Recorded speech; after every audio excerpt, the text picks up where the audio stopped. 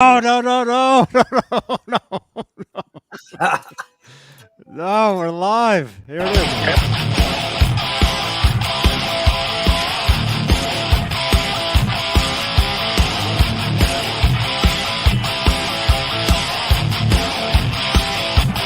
Damn it! Can you play that?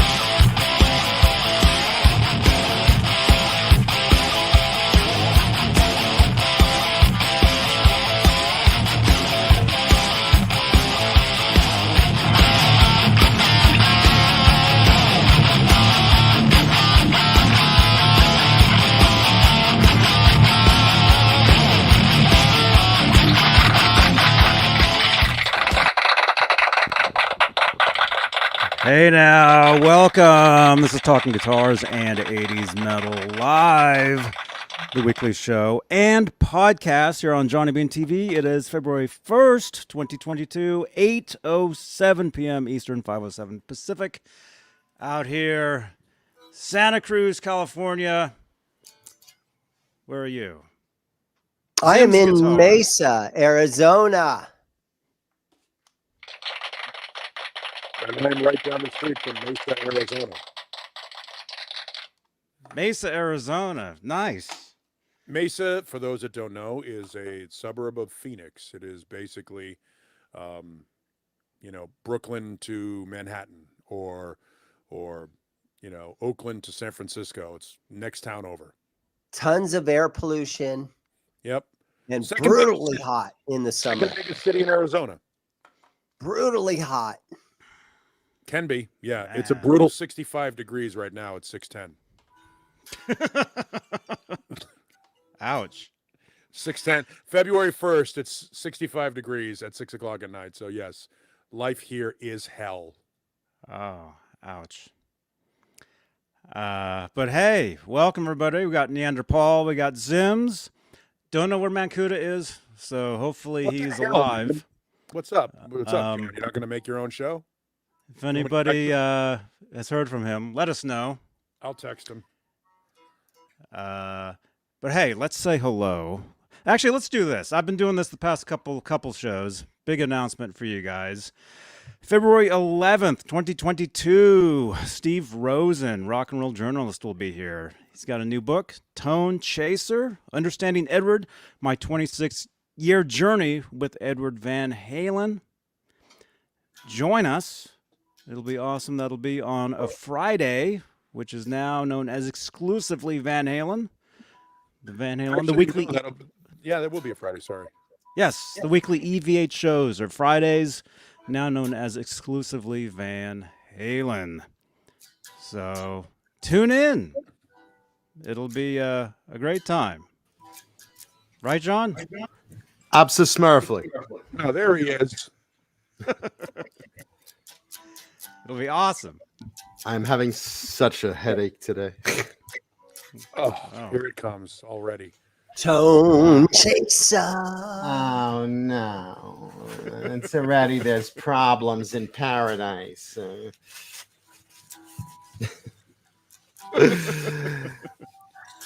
Welcome everybody to Talking Guitars and 80's Metal Live. Boy, as live as you can get, right? Yeah. 66. Hellstorm, what kind of guitar are you talking about? Sorry, we're already getting questions from the chat. There we go. $1,200 if everything is good on guitar. Fair price for a 90s model. What? Hey, Kurt. Kurt, good day, eh? Thank you so much, dude. Good day, eh? Thank you, man. Tone chaser. 14-month member. 1,200 is a little high for an Orville. I mean, you can get them for 1,000. Depends on what it is. Is it an Orville custom? Is it an Orville standard? Is it an Orville by Gibson? I mean, there's. Is it in Japan still? Yeah, there's a couple of different things. Is it coming from a foreign country? What shape is the Orville? Is it In is it Australia? Orville? Is it Popcorn shaped? I mean, the Orville is, oval? just so people know, Anal? is the Japanese Gibson Les Paul, made in the Fujigen factory, which Yeah. is a great Japanese factory.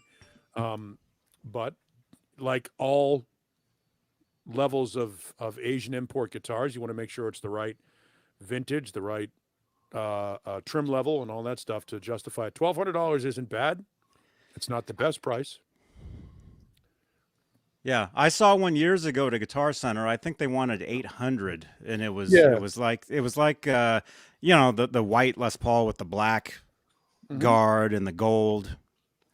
You know, I really thought about it. I was about to go on tour, and one of my main guitars was actually an Epiphone Les Paul, and this looked exactly like my guitar, but it was an oval.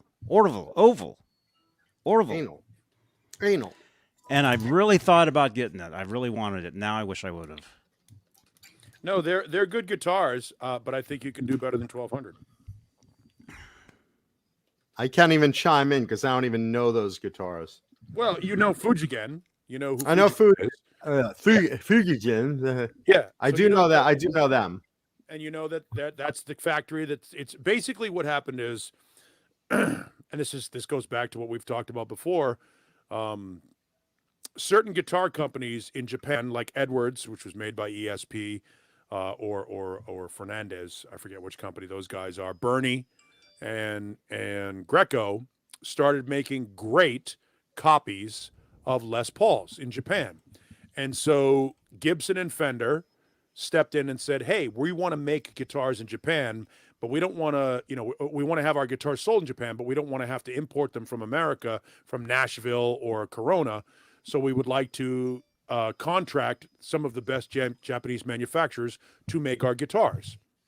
Gibson apparently was already a trademarked company name for something else in Japan, so they decided to differentiate between Gibson and import versions of Gibson, that they would name the company Orville, which was Orville Gibson is the man who started Gibson guitars.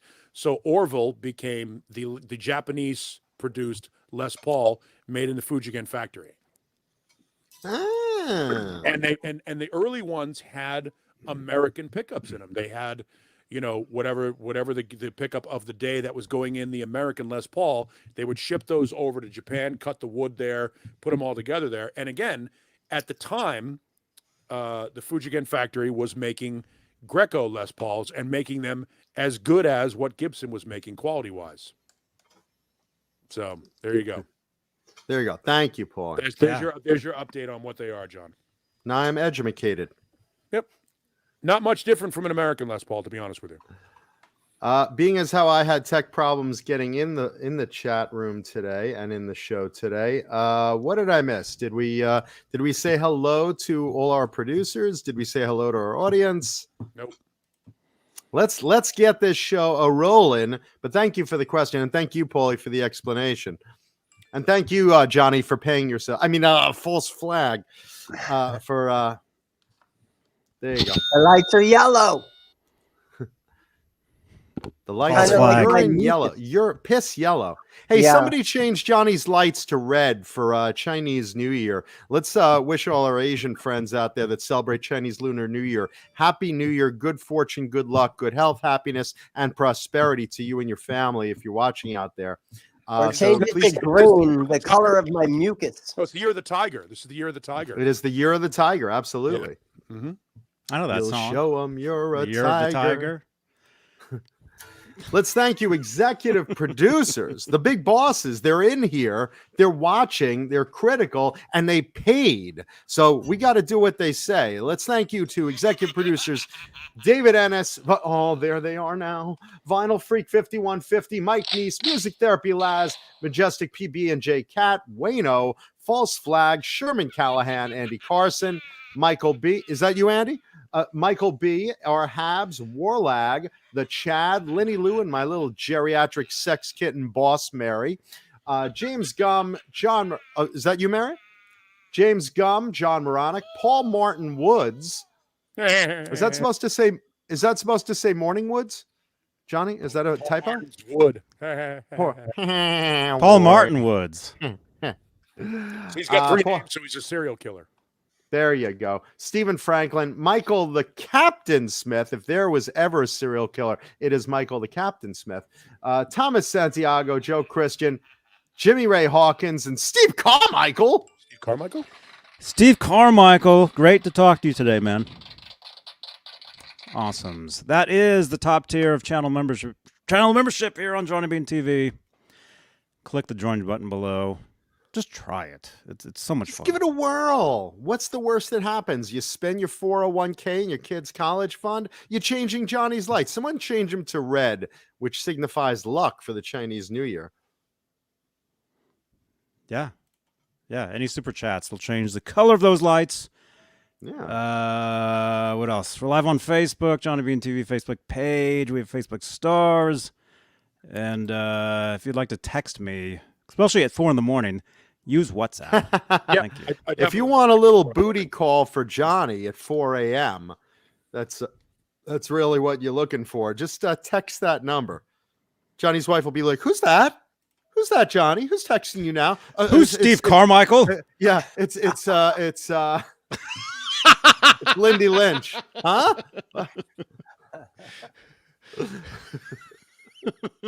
Who's Octopus Ears? Yeah, I was about to say Octopus Ears. Who's Renus Pinkle? Black salami. Something you should tell us. What's that about? all it says is Renus Pinkle, black salami, and octopus ears. What's all that about? Jesus repes. What is that? I see what this is about, Joe. No, stop packing. Honey, they're listeners. Sure they are. Even I know nobody listens to you, Johnny. What's about this Glenn Danzig loves cum? That's it. I've had it. Mama Cuda, what's this about? I thought you sold that Kramer, Dane. Did the guy return it? No, it's a different one that came in. Oh. He wanted him to ship. No, that's a good point. Never ship. Never ship. Wow, 100 people. 12 minutes in, 100 people. That's pretty good. Well, that's because they don't know it's not a good show. Let's fake it. Come on. Once John starts imitating his mother, the numbers will dwindle exponentially. Yeah, once I start telling you about my adventures with Mama Cuda this week, all of a sudden the numbers are going to plummet like the stock market. Believe me. I know, I'm out. There we go.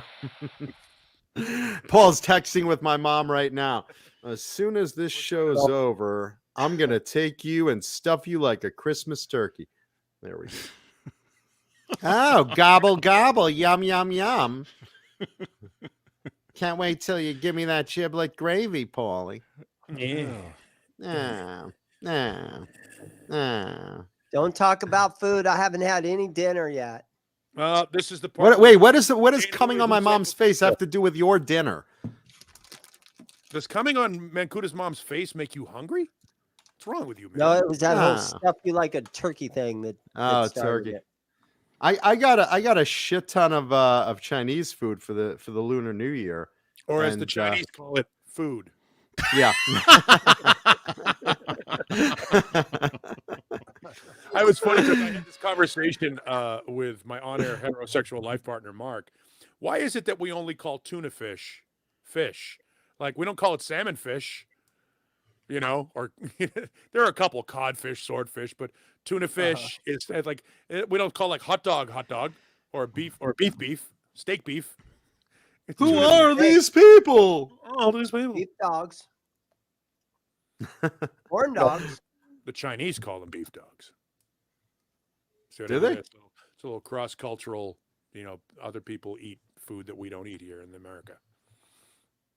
I mean, we call in New York, sometimes we call them Franks.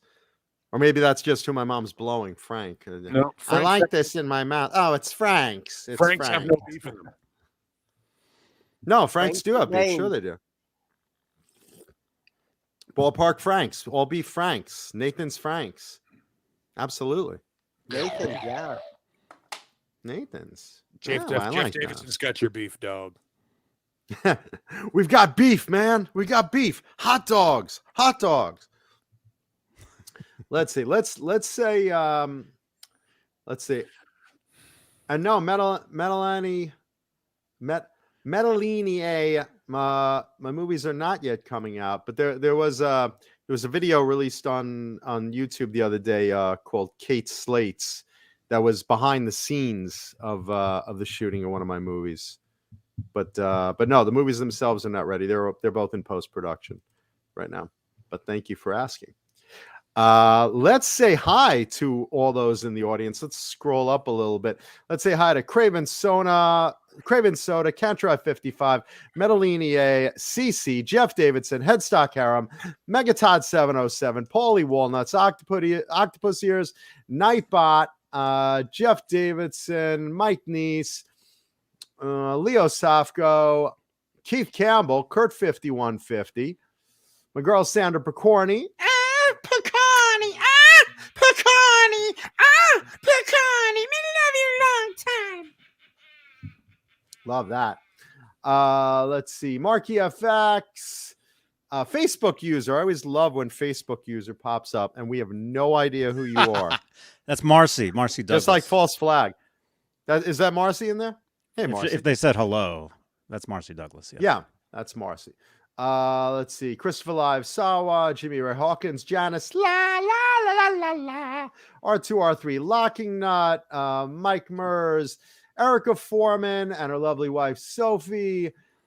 Keith Campbell, Craven Soda, Mark Dillon, hey brother, Alice Martinez, Lindy Lynch, Robbie Johnson, All Dave, All Night, The Edge of Breakup, Charlie S., The Original Power Mutants, Dan of New Jersey, Tim Thomas, Drew SGS 60, Warlag, Steve Carmichael, Headstock Harem, Jeff Davidson, let's see, Leo Sufco, we said, who else? Wayno, executive producer Wayno, Hellstorm, Tim Thomas, Mike Neese, Mama Kuda, of course, watching, my buddy Mike Mers, Billy Atkin, Zach Thong, Pooh Ninja. Let's see who else we got. Yeah, if you do this long enough, I'll be able to get off the show. There you go. It'll be 8 o'clock. False. Yeah. Go away. False flag. Zach Wait, Thong. I'm my not going buddy to. Zach Thong, Craig Vaughn. My dick is long. Here's my schlong. Nightbot. And everyone else. Wait, the great Jay Hannon of the band Gizmachi in the chat. There you go. By the way, we really should start the show off by paying tribute to an incredible loss in the music world today. Johnny Z passed. For those who don't know who Johnny Z is, it's Johnny Zazula. Johnny Z is the founder of Megaforce Records. If it were not for Johnny Z, we would not have bands like Anthrax and Overkill and some band called Metallica. He was a guy that, yes, he was a guy that owned, I think it was called Rock Heaven, or Hard Rock Heaven, I forget, in New Jersey back in the day. And he used to get, he was part of a tape trading network, sort of like bootlegging back in the day by unsigned bands. And he and Brian Slagle, who started Metal Blade Records, used to trade tapes back and forth. And Johnny is responsible for Metallica getting their first record deal. And as a guy who changed the world of heavy music and the music that we love exponentially. If it weren't for Johnny Z, we might not have King Zex or Ace Frehley as a solo artist. He was a legend, and he passed at the age of 69 today. So was Eddie Trunk involved with him? Eddie Trunk Worked there a little. Yeah, he was. I mean, Johnny Z was a mentor to a lot of the East Coast guys. So, if you were involved in metal in New York or New Jersey at the time, Johnny Z was kind of like the godfather of that. So he ran Megaforce, and Brian Slagle ran Metal Blade. And Johnny is responsible. He used his own money. He used his own money to. At least that Johnny is responsible for stuff. Wish ours was. Yeah, and Johnny was a legend. His wife Marcia, who was his partner in Megaforce, she passed about a year and a half ago, and Johnny was certainly despondent. And they say, like swans, you mate for life, and then when your mate dies, you're not long for this world. And unfortunately, we lost Johnny today, and that sucks. Johnny was awesome. Johnny Z is a guy who is has infinitely influenced my life. I just look at my CD rack and all of the Megaforce records, CDs and stuff. What I other have. bands were on that label? I mean, obviously Anthrax, King's X, Overkill, Metallica, Ace Frehley signed to Megaforce. Jesus, I mean, it's a who's who of labels. I mean, I'll Google it because I can't name everybody. Those are just the big ones. But I mean, Megaforce Records did some amazing shit. DRI? Yeah, Some of DRI. the punk- Yeah. Some of that punk rock stuff. Crossover stuff. Ministry. Testament. Testament's first stuff was on. Yeah. I got a list right That's here. right. Here we go. Armored Saint. I'm guessing maybe Armored Saint. Here we go. I know Armored Saint was Metal Blade. Here we go. And bands that you would know. Obviously Alien Ant Farm, not a metal band, but I mean that was what Johnny had broke out. Cool song though. Anthrax, Icon, King's X, Living Color, Manowar, Merciful Fate, Metallica, Ministry, MOD, Mushroomhead, Exciter, Fozzy, Gravedigger, Fraley's Mushroomhead. Yeah. Overkill, Raven, Skid Row, SOD, Wow. Testament, TT Quick, Bad named after my Bad sexual Brains. prowess. Bad Brains. Cyndi Lauper was on Megaforce at one point. Hank Williams III. That's how she got her deal. Meat Puppets, Peter Criss, Warren Haynes from the Allman Brothers, Johnny Winter. I mean, Meat Puppets was a Phoenix band. So a whole bunch of these bands were on Megaforce. Johnny Z was one of the most important figures in hard rock and metal for a long time, and his passing is a little bit of our childhood has gone away. What was that? Got a commercial there. We ended up Thunderstruck. in a commercial. Little pre-roll there is what's happening. Is that what heaven is like? Maybe. Johnny got a His preview. career was from the early 80s up until, was he still signing bands up in through the 90s and even into, because Mushroomhead was probably a 90s band, wasn't it? That's what I called your father. Relatively 90s, yeah. And the Meat Puppets. There he I saw is. Meat Puppets at a little bar down in Phoenix. Those guys were from here in Phoenix. He just passed today, Paulie? Yeah. That's sad.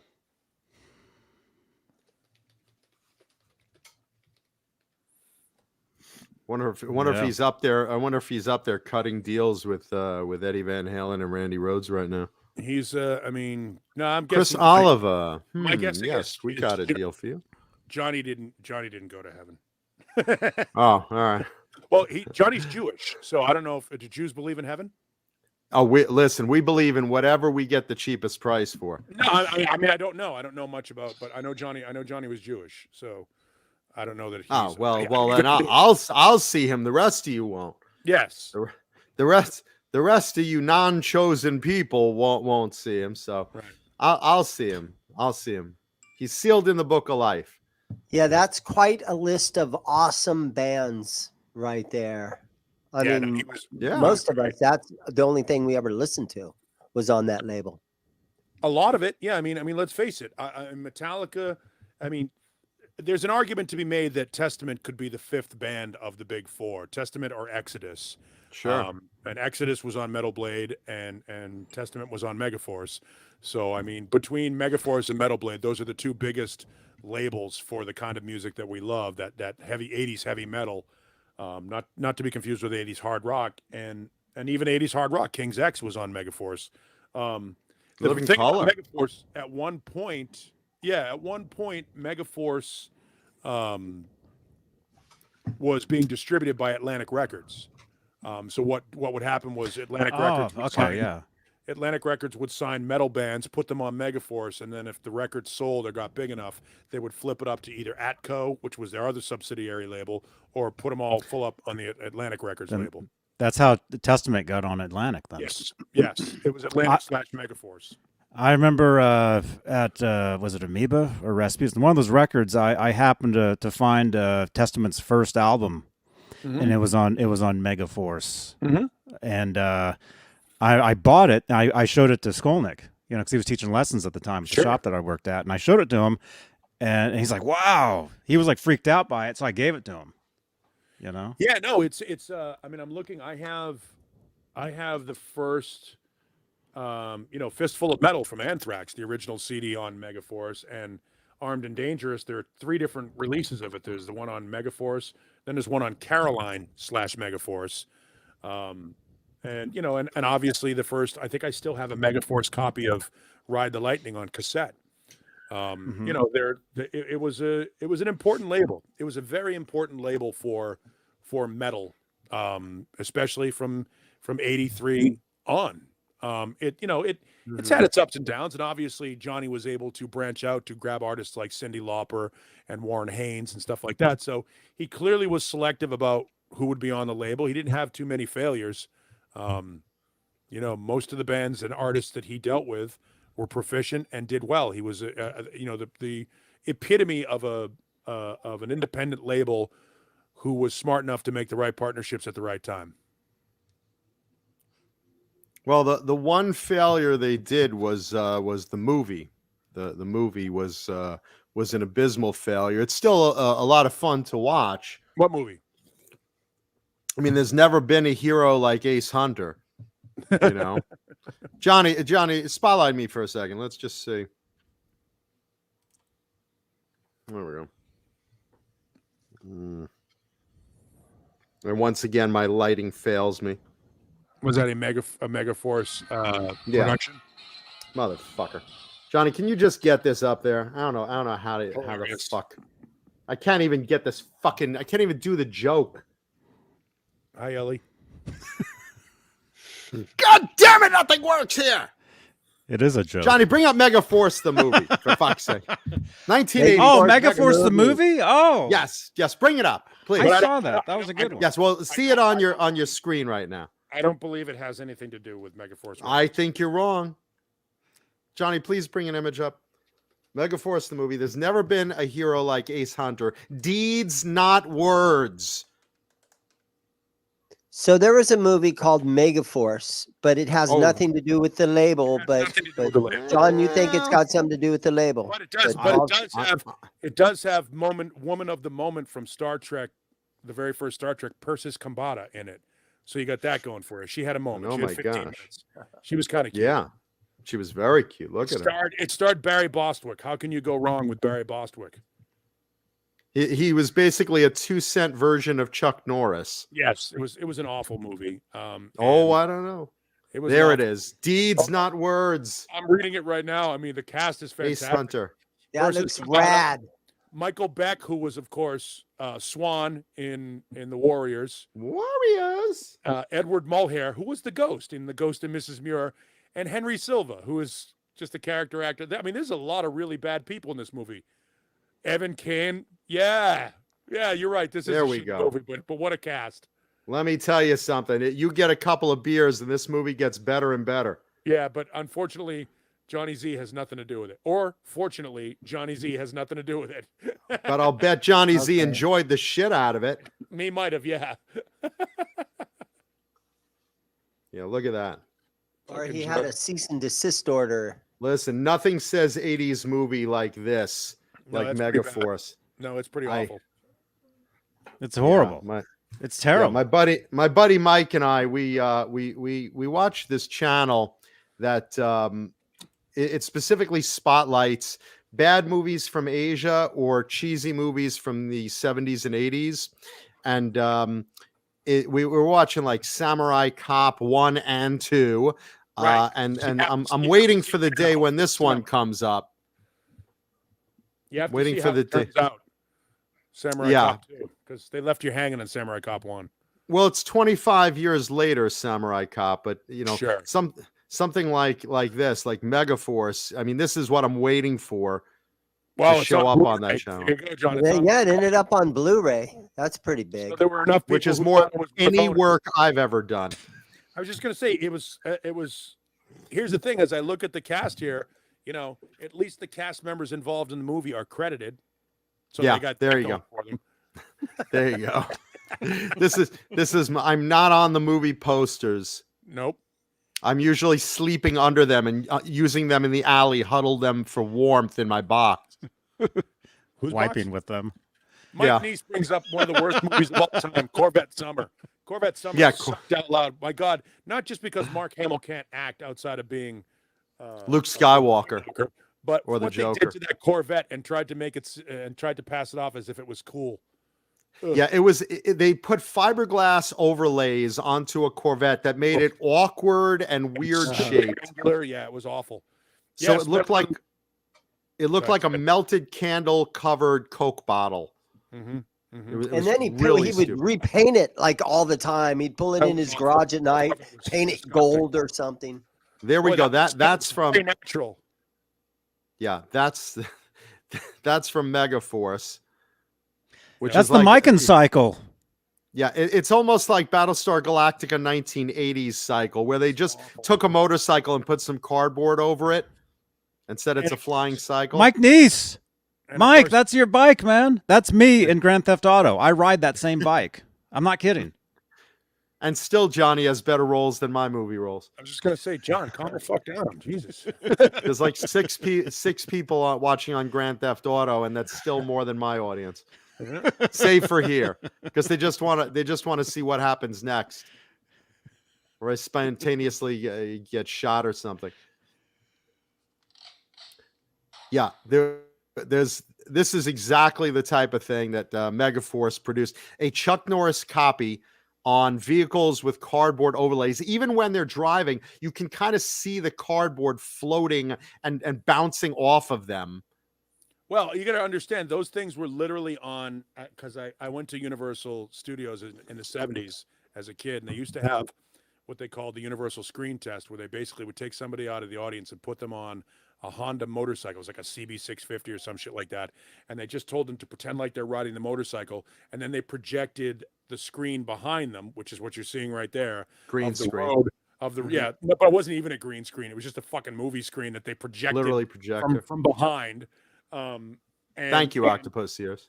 And somebody would be on it pretending that they were riding the motorcycle, and then like about 30 seconds into it, they would superimpose Steve Austin, the $6 million man, chasing them from behind on the motorcycle. It was really, really funny. And by funny, I mean awful. But in the 70s, we thought that shit was funny. It was good. I make that noise every time I have sex. Girl's like, what the fuck are you doing? I'm the Bionic Man. You're moving in slow motion. Can you just shut up and fuck me and stop with the stupid noises? You turn and look at her and you go, it's a seizure. Relax. Wah, wah, wah, wah, wah, wah, wah, wah, wah, wah, wah, wah, wah. Yeah, so there's Megaforce. And go to Samurai Cop 2, because here's the thing. Because they really made leaps and bounds of improvements in the script writing between Samurai Cop and Samurai Cop 2. It was like the difference between Star Wars and Empire. There was a noticeable improvement. What's really shocking is Samurai Cop 1 was one of those movies where you had like a black cop straight-laced by the book, and you had a rogue, with long hair, white guy, built buff. Half the time he's got his shirt off, and he's always running around with guns and a samurai sword going, I've got to do this for my honor. I've got to do this my way. You're going rogue, Samurai Cop. You're going rogue. You're breaking every rule in the book, Samurai Cop. It's like they're even calling him Samurai Cop. It's not like, Agent Jenkins, you've got to listen to the rules. No, Samurai Cop, you've gone rogue. You're breaking all the rules. You're going crazy. We've got to take your badge away. I've still got to do things my way for my honor. And, so this goes down. And of course I'm going to interrupt you for just 1 second, because we need to make a note of this. I want you to make note of, when we're done talking about the cinematic masterpiece that is Samurai Cop 2, Deadly Vengeance, we need to talk about Peacemaker. Oh, sure. Okay, go ahead. Continue. Okay, so Samurai Cop 1, it's basically half the movie is literally guys coming out of a hideout, a car, a bank, a fortress, or something with guns out in the open, taking 20 shots out of a 6-shot revolver at Samurai Cop, who's also out in the open, not getting hit. These guys must have also played stormtroopers. By the way, we also need to point something out here. Samurai Cop came out in 1991. Yes. This is not like, you don't even have the excuse of it being like Logan's Run or The Warriors or Megaforce. This movie came out literally fucking 30 years ago. And for about $30 of total budget. 20 years ago, really. Yeah, so this is in all our lifetimes, except me and Johnny, who are 29. Right, of course. So these guys come out in the open and they're like, look, it's Samurai Cop. And they're shooting 20 bullets out of a 6-shooter. And none of them hit him, even though he's 10 feet away and, literally out in the open. And he shoots one shot, blows them apart to the point they're in flames, or cuts them in half with his sword off camera. You just see a splatter of blood hit his face. And that's basically the story. And this plot, and it's awful. It's terrible. It's terrible. But then the best part is 25 years later, which I think was 2017 or something, they came out with Samurai Cop 2, Deadly Vengeance. And not only did they get the same actors, and well, they're it's hard to believe that none of those guys went on to be fucking cinematic superstars. I'm shocked. Bai Ling I don't know. They must have just scraped around the Bowery and Skid Row and said, hey, was anyone in here in Samurai Cop the movie? Yep. I was too. All right, well, come on, we got food for it. Food? Yep. Yeah, so Samurai Cop 2 comes out, and it's literally the same type of thing, but with the same actors. Oh, my God. And, and the same boss, and the boss is just like, Samurai Cop, you're back. I'll give you this badge, but you got to play by the rules this time, and I'll do my best. And, of course he doesn't. And they take his badge away again and say it's probably the same bad guys that got shot in the first one. Hey, you want to die again? No one will recognize you. Just put on this hat. Oh, okay. Samurai Cop 2. This time it's personal. By the way, you got to love it because porn starlet Lexi Bell is in it.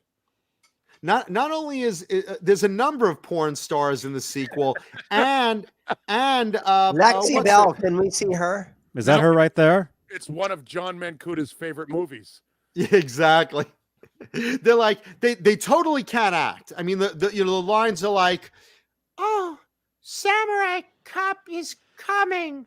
I can say that. Coming. No. He's here." Kurt, we will absolutely talk about the music in Peacemaker again. Oh, sure we will. For those that have never seen it, it is well worth checking out. So, but when we're done with this dissertation on Samurai Cop 2. Yeah, and the big bad guy in Samurai Cop 2, and one of the producers, what's her name? John, go to the IMDb real quick for that. I forgot her name. Asian woman, like Bai Ling. She was Bai Ling. Yeah, I mentioned her about 10 minutes ago. I'm sorry, my head's so into the storyline. It's the biggest name in the movie. Yeah. Oh, absolutely. Yeah. Even Samurai, a nice fucking career. Even Samurai Cop, 25 years later, still hasn't learned how to act. It's like, I think they're coming. I'm not sure you know this though, John, but it's very common. Many police forces around America issue katana as their primary weapon, as a sidearm for their police department. It's known. It's the Fraternal Order of Police have kind of like the Tonfa style police baton. They've also, the katana has replaced the shotgun as the sidearm in the patrol vehicle. You may not know that, not being in law enforcement. Not being in law enforcement, and also I'm also stymied by the idea that the new guns shoot like about 40 rounds in a 6-shot barrel. Mm-hmm. Yep, I know. Well, you obviously don't have those amazing guns that they get in the crime world. No, nor the invisible force field that must be around Samurai Cop, since he's standing in an open field with about 30 guys shooting at him, and he's running at them with the sword, and not one fucking bullet hits the man. Not one. What you don't understand is that cops are stormtroopers, and they can't hit anything. Bad guys. Oh no, it's mind blowing. Yeah. I bet you at some point during this movie he deflects a bullet with his katana. Well, at least once. It seems like that would really honestly keep crime down if the cops carried a katana around. You might, yeah. Oh, I guarantee it would keep crime down. Can you imagine if a cop get out of the car and he just takes his katana and puts it in the scabbard in the sewer? So, like that. So we're domestic violence. Which one of you? I'll bet it was the bitch, huh? I'll bet she was nagging, right? Well, I'll take he care of pulls this. you over and he takes his katana out and he slices your seatbelt. Well, I notice that you do not have your seatbelt on, sir. Well, according to the Bushido, she should be serving you dinner right now. Is she not serving you dinner? I'll break some ceramic tiles on her head with a rattan cane. Oh my God! What a Why terrible, are her feet terrible, not terrible. bound? All right, so you know what you've done is you've set the table to make Peacemaker seem like it's a work of Chaucer. I am not a fan of the Suicide Squad. I didn't see it. I don't care about it. I'm not a huge superhero movie fan unless it's really well done. That said, I do think John Cena could be the next Rock or Dwayne Johnson, if you will. Oh, yeah. And because I have it on HBO Max, I started streaming Peacemaker based upon the musical recommendation. A friend of mine told me about a scene, and John, you'll love this. There's a scene where the Peacemaker, I'm not going to give everything away, but the Peacemaker bangs this chick at her apartment, and he starts going through her record collection. And in her record collection are Pretty Boy Floyd, That's what I heard. and you know, a couple other 80s bands. And then he gets to the Choir Boys. And he goes, "Oh my God, Choir Boys." And he's in his underwear after fucking this chick. And he puts it down on "I Don't Love You Anymore," starts singing it and dancing around the room. and while the intimate moment is broken up, and I'm not going to tell you why it was broken up, he has to make his escape. While making his escape, he takes a stack of her records and puts them in a pillowcase, wraps them up, and throws them over the balcony because he's leaving, but he's taking her records with him. All the hair metal stuff. Yeah, and I'm not gonna give away much more than that. Just know that Peacemaker is all kinds of politically incorrect, racist, sexist, hilarious. Really, Everything we love about If movies. Family Guy were a superhero, he would be Peacemaker. really not a superhero show. I mean, it is, but it isn't.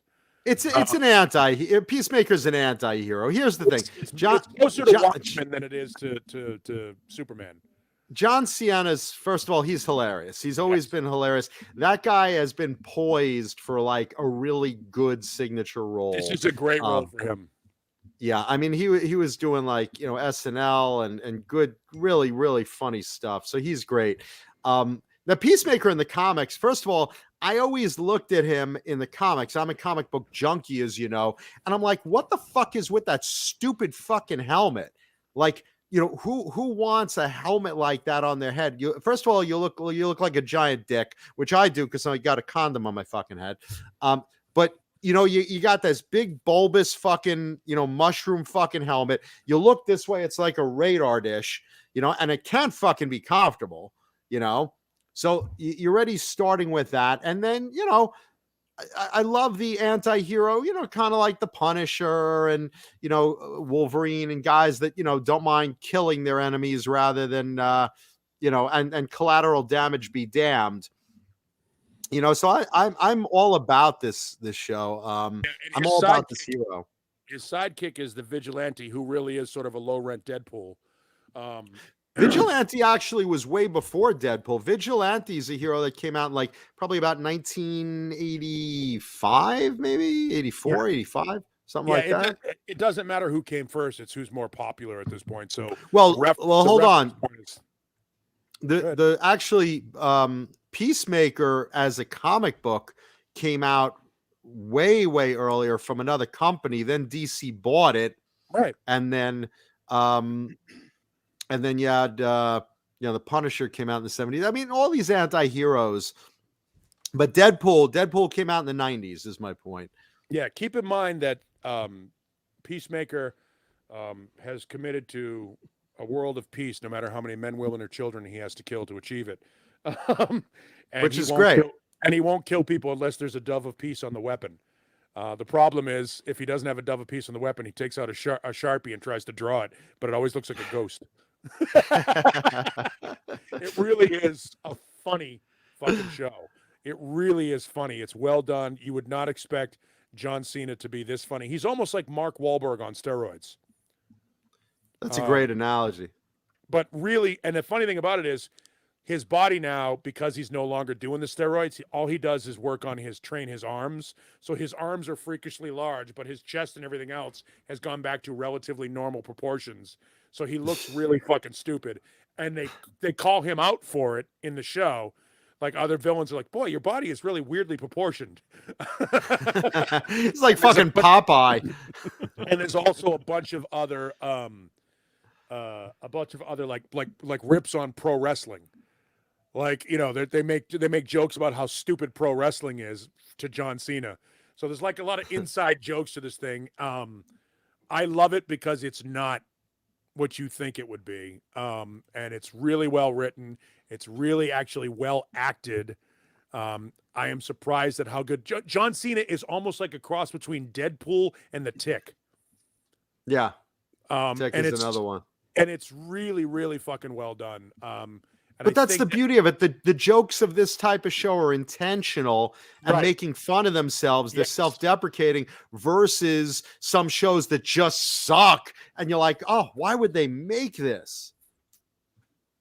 Yeah, no, and I went into it, unlike the Book of Boba Fett, I went into it with low expectations. I went into the Book of Boba Fett thinking, God, this is going to be as good as The Mandalorian. And No spoilers. No spoilers. I couldn't have been more wrong. No spoilers. I'm not going to give any spoilers. I'm just saying, I am disappointed in the Book of Boba Fett. Disappointed. Including up to the most recent episode? Yes. Well, the most recent because I heard it took a sharp turn for good this past week. That's a spoiler. Well, I'm not saying anything. Here's what I'm going to say about it. I lost Disney Plus, and so I can't watch it anymore. Here's what I'll say about it. This week's episode isn't really about Boba Fett, and it was a great episode. Like I said, no spoilers. Yeah, I'm not gonna give up anything to it, but I'm just gonna say this. But it's in the right series. It's in the right series. I'm just saying, it did take a turn. Because the plot line is a little different. They're building somewhere. It's just taking a little while to get. There's a tangential storyline that is being developed that I'm hoping will converge and pay off in the end. This is what I'm was way better.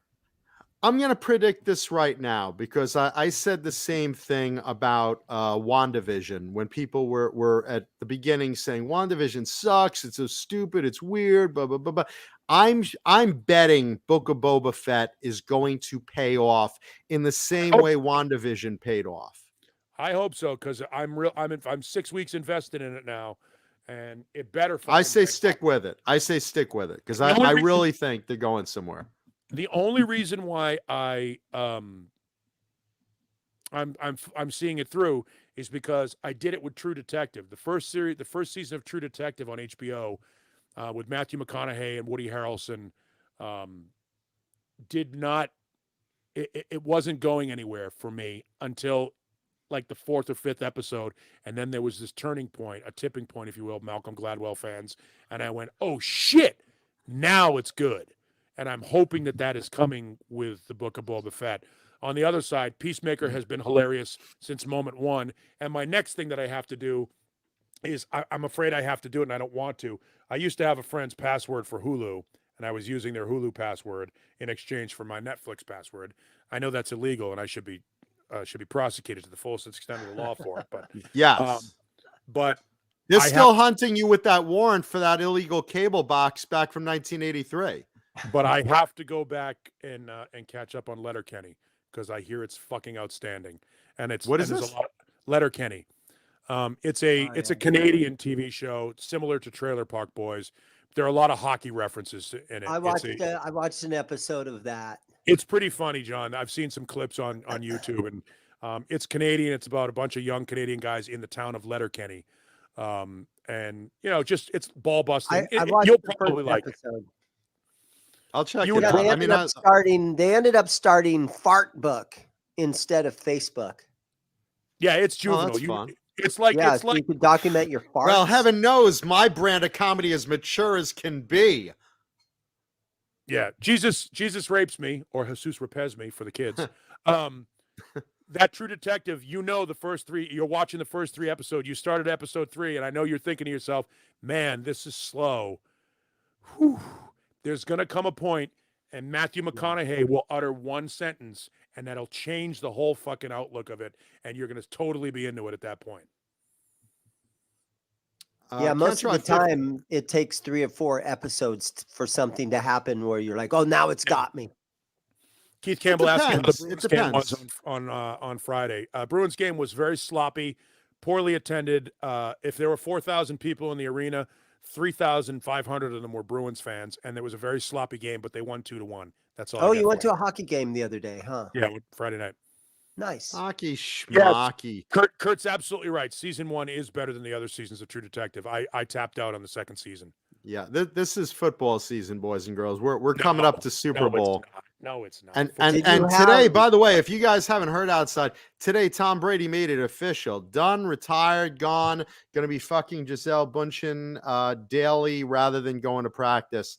I'm bummed. I like Tom Brady. I admire the guy. No, I don't like him, but I do admire his accomplishments. I mean, there'll never be another person like that. But a little sportsy for the Tuesday night show.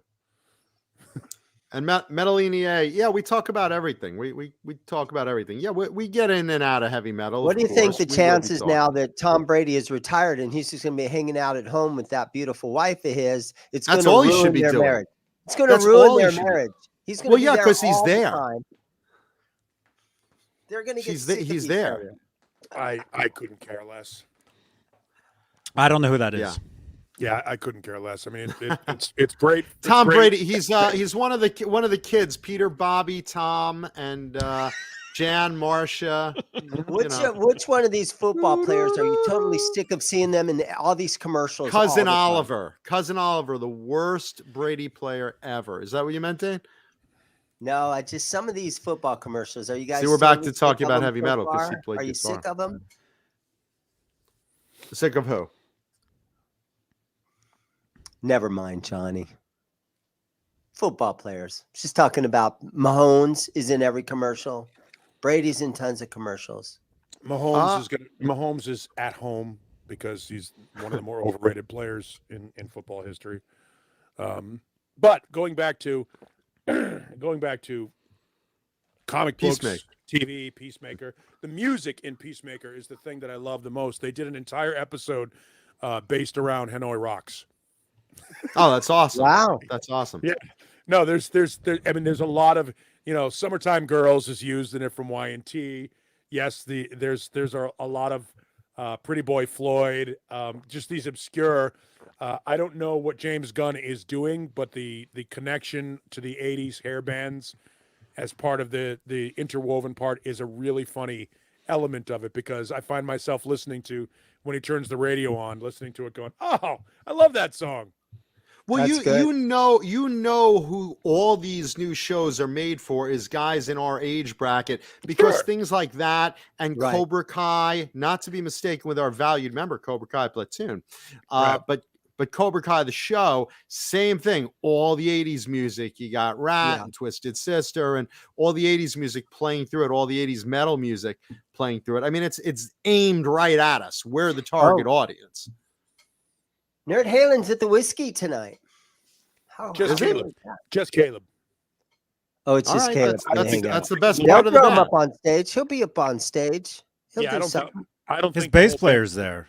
His bass player is in the house band. Yeah. Oh, he's in the house band. Okay. Organizes the jam. It's a Tuesday night jam, and tonight they're With doing Mitch Perry. Mitch Perry is usually in the house band. Mitch is great. Mitch is a Malloy? great- Mitch Perry. Mitch Talent Perry, gap. not to be confused with Mitch Malloy. Mitch Perry. Because there's a huge talent gap between the two. Mitch Perry is a great guitar player and a super nice guy, and Mitch Malloy has a great head of hair and sings other people's songs. Well, he's with Great White now, so he's going to be singing originals soon. No, he won't. Sure, Their they're originals. They're gonna do a new album. Originals that nobody cares about. I love Gray. Hey, don't slam my Great White. I love Great White. Nobody gives a shit about Mitch Malloy and Great White. Well, Get they up give there- a shit about Great White in general. They care about Great White in general. Here comes the debate. They do. No, they do. People care about that. Ladies and gentlemen, in this corner, Neanderthal. You care about Great White. Most I people guarantee a lot of people in our audience care about Great White as a band. I care about And Great White. Do they care enough to go see Great White on a Tuesday night in Tempe, Arizona? No, they don't. They'll go sucks. see It Great sucks. White go see Great White as a headliner, and they fill up shows. Great White does really good. They do okay. Yeah, they do. I've seen their audiences lately. They do.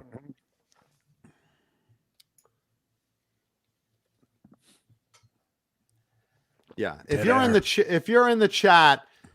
chat and you like Great White as a band, hit it up on the survey Johnny just put up at the top of the chat.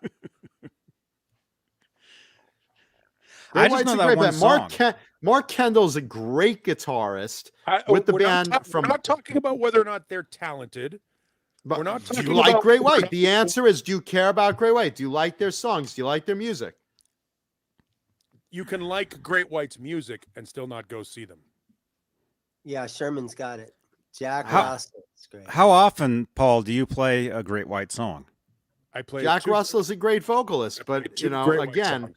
it's the rest of the band with a different frontman, or Jack Russell with an entirely new band. I mean, it's 6 of one, half dozen of another. But you like the music. I'm sure half our Wow. audience. Queensryche this- or what was it? This last is like week? I split down the missed it. middle. Look at this. Yeah. Pretty much. Well, I said literally half our audience likes Great White. Ah! That There was you the go. big debate last week. I missed it, guys, but it was Queensryche against who was it? The big debate you guys had last week. Queensryche versus Dokken, who Yeah. who That's right. who had more hits, who had more who basically the audience knew. Queensryche. Yeah. No. Yes. Don't Or stop. Don't Or you was it go there. Dokken? Don't you go there.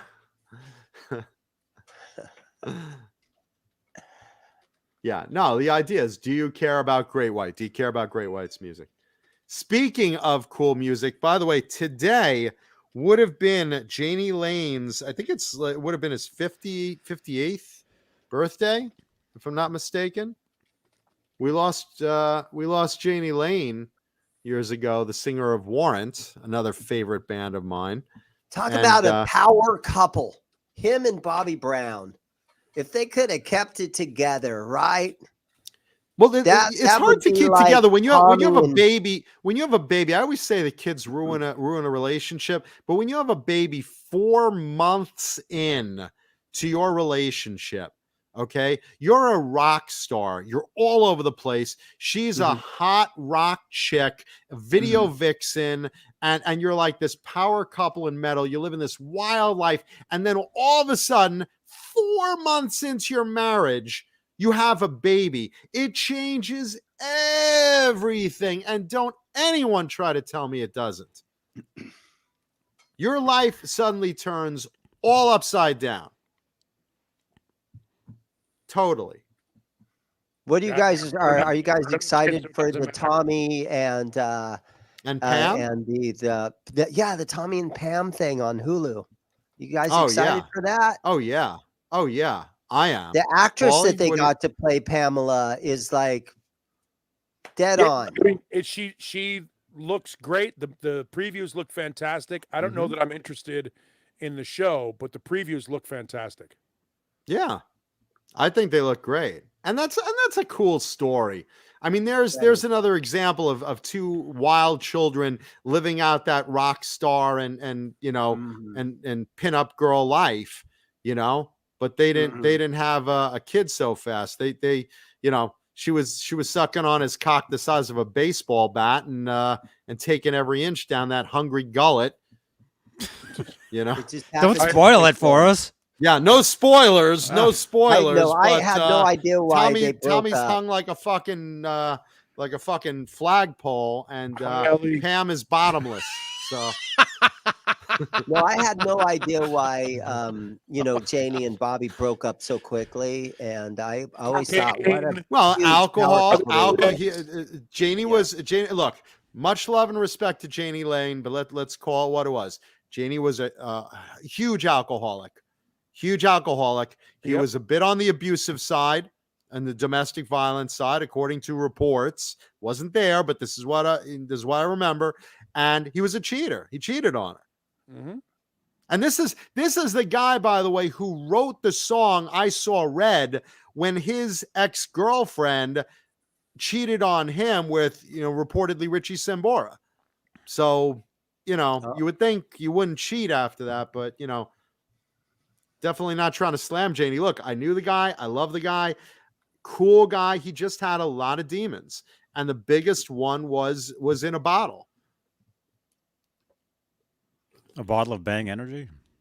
Delicious Bang Energy. Speaking of alcoholism, Speaking of bottles, cheating, and domestic violence, delicious Bang Energy. Always the right drink at the most inappropriate times. Delicious Bang Energy. Today's flavor is cotton candy. Speaking of Pam Anderson getting that taste of cock out of her mouth, delicious Bang Energy. Gargle and you won't taste Tommy's baseball bat-sized wang. Delicious Bang Energy. Thank you, Bang. Cotton candy is today's flavor. Does not taste like Tommy's load. There you go. And Jani says it makes a great mixer. No, that was terrible. No, look, rest in peace, Jani Lane. I mean, he was an amazing frontman at the right time. I mean, you have to realize he started more into kind of like the punk scene, and then he moved to Hollywood and he found out, he's like, oh, hair metal is the thing now. So he was in a band called Plain Jane. And I think his name was actually Johnny, but the way he spelled it, Jani, and the band was named Plain Jane. They thought that must be Jane, Janie. That must be Jane. So he stuck with it as a stage name, Janie. And basically at that point, he joined Warrant, and the rest is history, basically. And they hit kind of late in the 80s, wasn't it? 88 or what year did they kind of? Dirty, Rotten, Filthy, Stinking Rich. What was that? 89. 88 or 89? Yeah, it was kind of late. If they were late. a few years earlier, I think it would have been better. What was it, Paulie? I think it was 88. I thought it was 88 too. Yeah, I could be wrong, but I believe. I mean, that was when the band formed earlier than that, but the first record came out in 88. Well, I think he joined Warrant in like 86, something like that. Warrant was already established as a Sunset Strip band. They were doing well on the Strip, getting gigs. They were not getting a record deal. I'll take it back. It was released in January of 89, but it was recorded in 88. It just didn't, okay. So that's late. So splitting hairs, we got right? Singles in the summer, late summer of 88. I bought that record when it came out, and I remember just listening to it like once. Yeah, the videos were on MTV in late 88 though. So Cherry Pie was the 90 or 91. Yeah, that was the end. And I mean, Cherry Pie I think was 91. I think Cherry Pie was 91. 90, I think. 90 or 91. Yeah, I don't know. Either, let's put it this way. Cherry Pie is interesting to me because that album was done and recorded originally supposed to be called Uncle Tom's Cabin. It was done, and that was going to be the first single, which was, a great song. That's a great song, great video where freaking Jerry knocks the chair away with the bass. I mean, it's just a cool video and song. But the owner of the record company called up Jani like right before it was to be released and said, you know what, that we're missing a single. I want you to add one more song. Do something kind of fun and playful, like Aerosmith's "Love in an Elevator." I want a song like that. So Jani literally that night wrote, and he wrote it on a pizza box, no less. Cherry Pie. He said, this is going to be the simplest, stupidest song. Just to get him off my back, I'm going to write this song. Suddenly, the next thing you know, he gets the song, he looks at it, he changes everything to Cherry Pie. The album cover, the name of the album, the single, love that song. And Jani basically hated that song. He's like, it's the simplest, most stupid song I've ever written. I became known as the Cherry Pie guy. I thought it was a stupid, meaningless song. I wrote it in like, fucking one night. It was really dumb. And, but it led to him meeting Bobby Brown, which became his wife. And it certainly made her career. And it put a nice paycheck in his bank account, I'm sure. Oh, absolutely. Cherry Pie's video is a cool ass video. Cherry Pie as a song is probably the biggest song they had. I mean, it was a really, really popular song. To this day, you hear it in strip clubs. Not that I go, Mom. Not that I go to visit you. But I'm just saying, it's a very, very popular song that everybody knows. You visit me at the club? No, but it's just a very, very popular song that is like an anthem, and see, over half our audience does care about Great White. Thank you to our audience. One of the comments was Michael B. He says, what is a down boy? What the hell was a down boy? Their Warrant song, Where the Down Boys Go, right? Yeah. What's a down boy? Guys that go eat pussy. Those were the people in the know. Yeah, those were the people with their nose in the know. The guys that would get down. Yeah. Or they're down with it. Yeah, they were the cool crowd. Thank you, Renus. Yes, they were. And here's the thing. Warrant, Winger, Slaughter, Danger. That was the last hurrah. Oh yeah, That was it. And there's an argument to be made that it was the glut of those bands that caused the scene to eat itself. Because of those bands, I just gave you the 4 that were worth a shit. Medellini A is quoting Cartman right now. We got a whole bunch of these other bands that came out that just were and it sucks because we got, and John knows I'm not a huge fan of, with the exception of Winger, any of those bands. I'm the opposite. I'm a huge fan of all those bands. Fan of all of those bands, and that's probably an age thing, and it's a textural thing. I was bummed that bands like Danger sold, while bands like Tora and Spread Eagle didn't. Wait, hold on. Wait, no. Who did I say it was? Did I say it was Kenny? You said it was Cartman. Oh, I said Cartman. I'm sorry. I meant Kenny. But that's the thing with that is. Going down to South Park, gonna have yourself a time. Go ahead, Paul. I'm sorry. There were a lot of bands that I think came at the end at that point that didn't work because the scene favored image over substance, and that's why I believe that bands like Tora, who didn't have a whole lot of personality, Spread Eagle didn't have a whole lot of personality, Blue Murder, Badlands, those guys. A lot of substance in those bands, though. That's what I'm saying. Those bands didn't do well.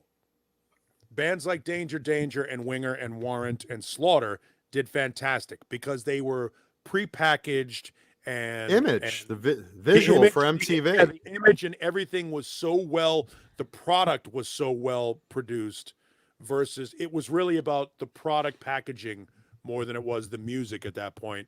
And I think a lot of great bands got ignored because they weren't interesting enough. And shit, Tesla is a great example of that. Now, Tesla has had some fantastic success overall. There's somewhere between... They were just undeniable. Tesla was so good, they were undeniable. So fantastic. Tesla was like Humble Pie or Faces, or, they're a band that did really, really well. But you had these other bands that were so visually well presented, Trickster, that were so Saigon Great Kick. example. But Great bands example. that were visually well presented.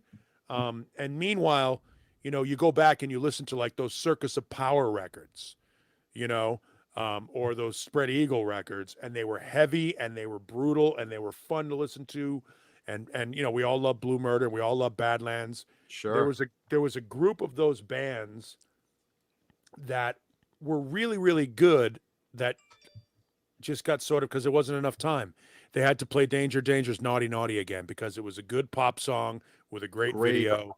Great video. And it just, the rotations and that shit were so high that there was no room for other bands. But that's the thing. If you were a band or a record company at that point, you had to know that half of your audience, at least half, probably more, maybe fucking 80% of your audience was MTV. I mean, we were all watching MTV. We were all watching MTV when we got home, and Saturday night and the top 20 video countdown every day. We were all watching MTV. You had to be packaged for MTV. By the way, had to be. Metal Inlet, I couldn't disagree more. Badlands would not have been huge because they were broken up. They were done. Ray and Jake just couldn't get along. Sad. That band they were destined to fail because you had two very, very strong personalities that couldn't come to an agreement. Very much like Dokken. I happen to think Badlands is a better band than Dokken. They didn't sell as many records. They weren't as big, but I like their music, prefer their music more than Dokken's. But I'm using it as an analogy because George and Don did this. So did Ray and Jake. That was never going to work. It was kind of weird when the hair metal thing died off, but some of them held on to that unplugged thing. Remember how big MTV Unplugged was for a year or two there? Well, Chris, you had Kiss Unplugged that's where and Tesla came Unplugged. in and benefited. Kiss and Tesla both came in and did that, and both benefited big time. Yeah, Kiss, from that. Tesla, there was a lot of bands that. But those were the big two. That Unplugged thing and made the most of it. Tesla was the one that did that. Tesla was the band that made Unplugged cool. They were. Kiss really also. Were. They Kiss really also were. did Unplugged Tesla and did brought years before Kiss. Tesla did MTV Unplugged, and Signs became a massive fucking hit. It was top 10. And they came out with a home video of it, and they did a full album of it, which did really, really well. Yes, they were the first band to make MTV Unplugged huge. It was Tesla that did that, and people don't realize that.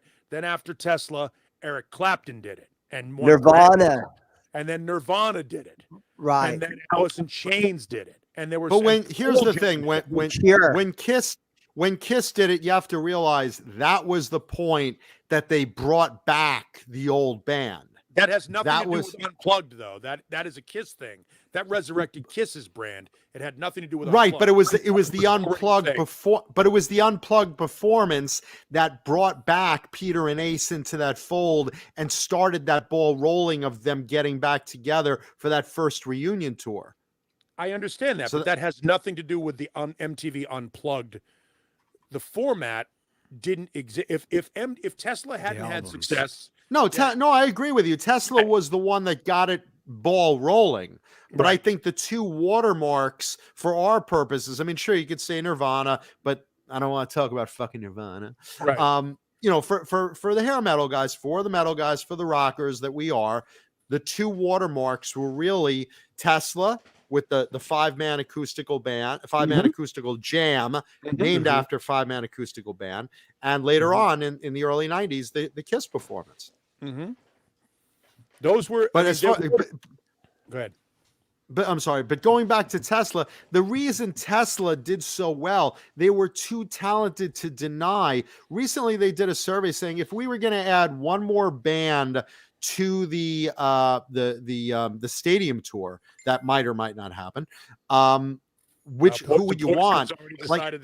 Poison has already decided. Fuck you guys, we're touring. Yeah, just if we decided to add a sweetener just to make up for Mick, for Vince sucking, who would it be? Half the people said Tesla. I mean, you Yes. got some good votes. You got Warrant, you got Winger, two really great bands that are great live. They came up pretty high too. But Tesla was like 2-1 as the band that people wanted to see on that tour. And I've seen Tesla live, so have you, a billion times. So good live. So good live. And Jeff Keith still has his voice, blows most singers away. Really, really good stuff. Yeah, no, Yeah, it because was, at the time of Unplugged, bands like Stone Temple Pilots, they were having hit songs that were basically acoustic songs. A lot of bands were doing songs that were all acoustic, and they were hit songs. And so, Tesla jumped that on that crowd. bandwagon and made it happen. Octopus Ears, if you've never seen Tesla live, trust me when I say there's certain bands that are really, really great live.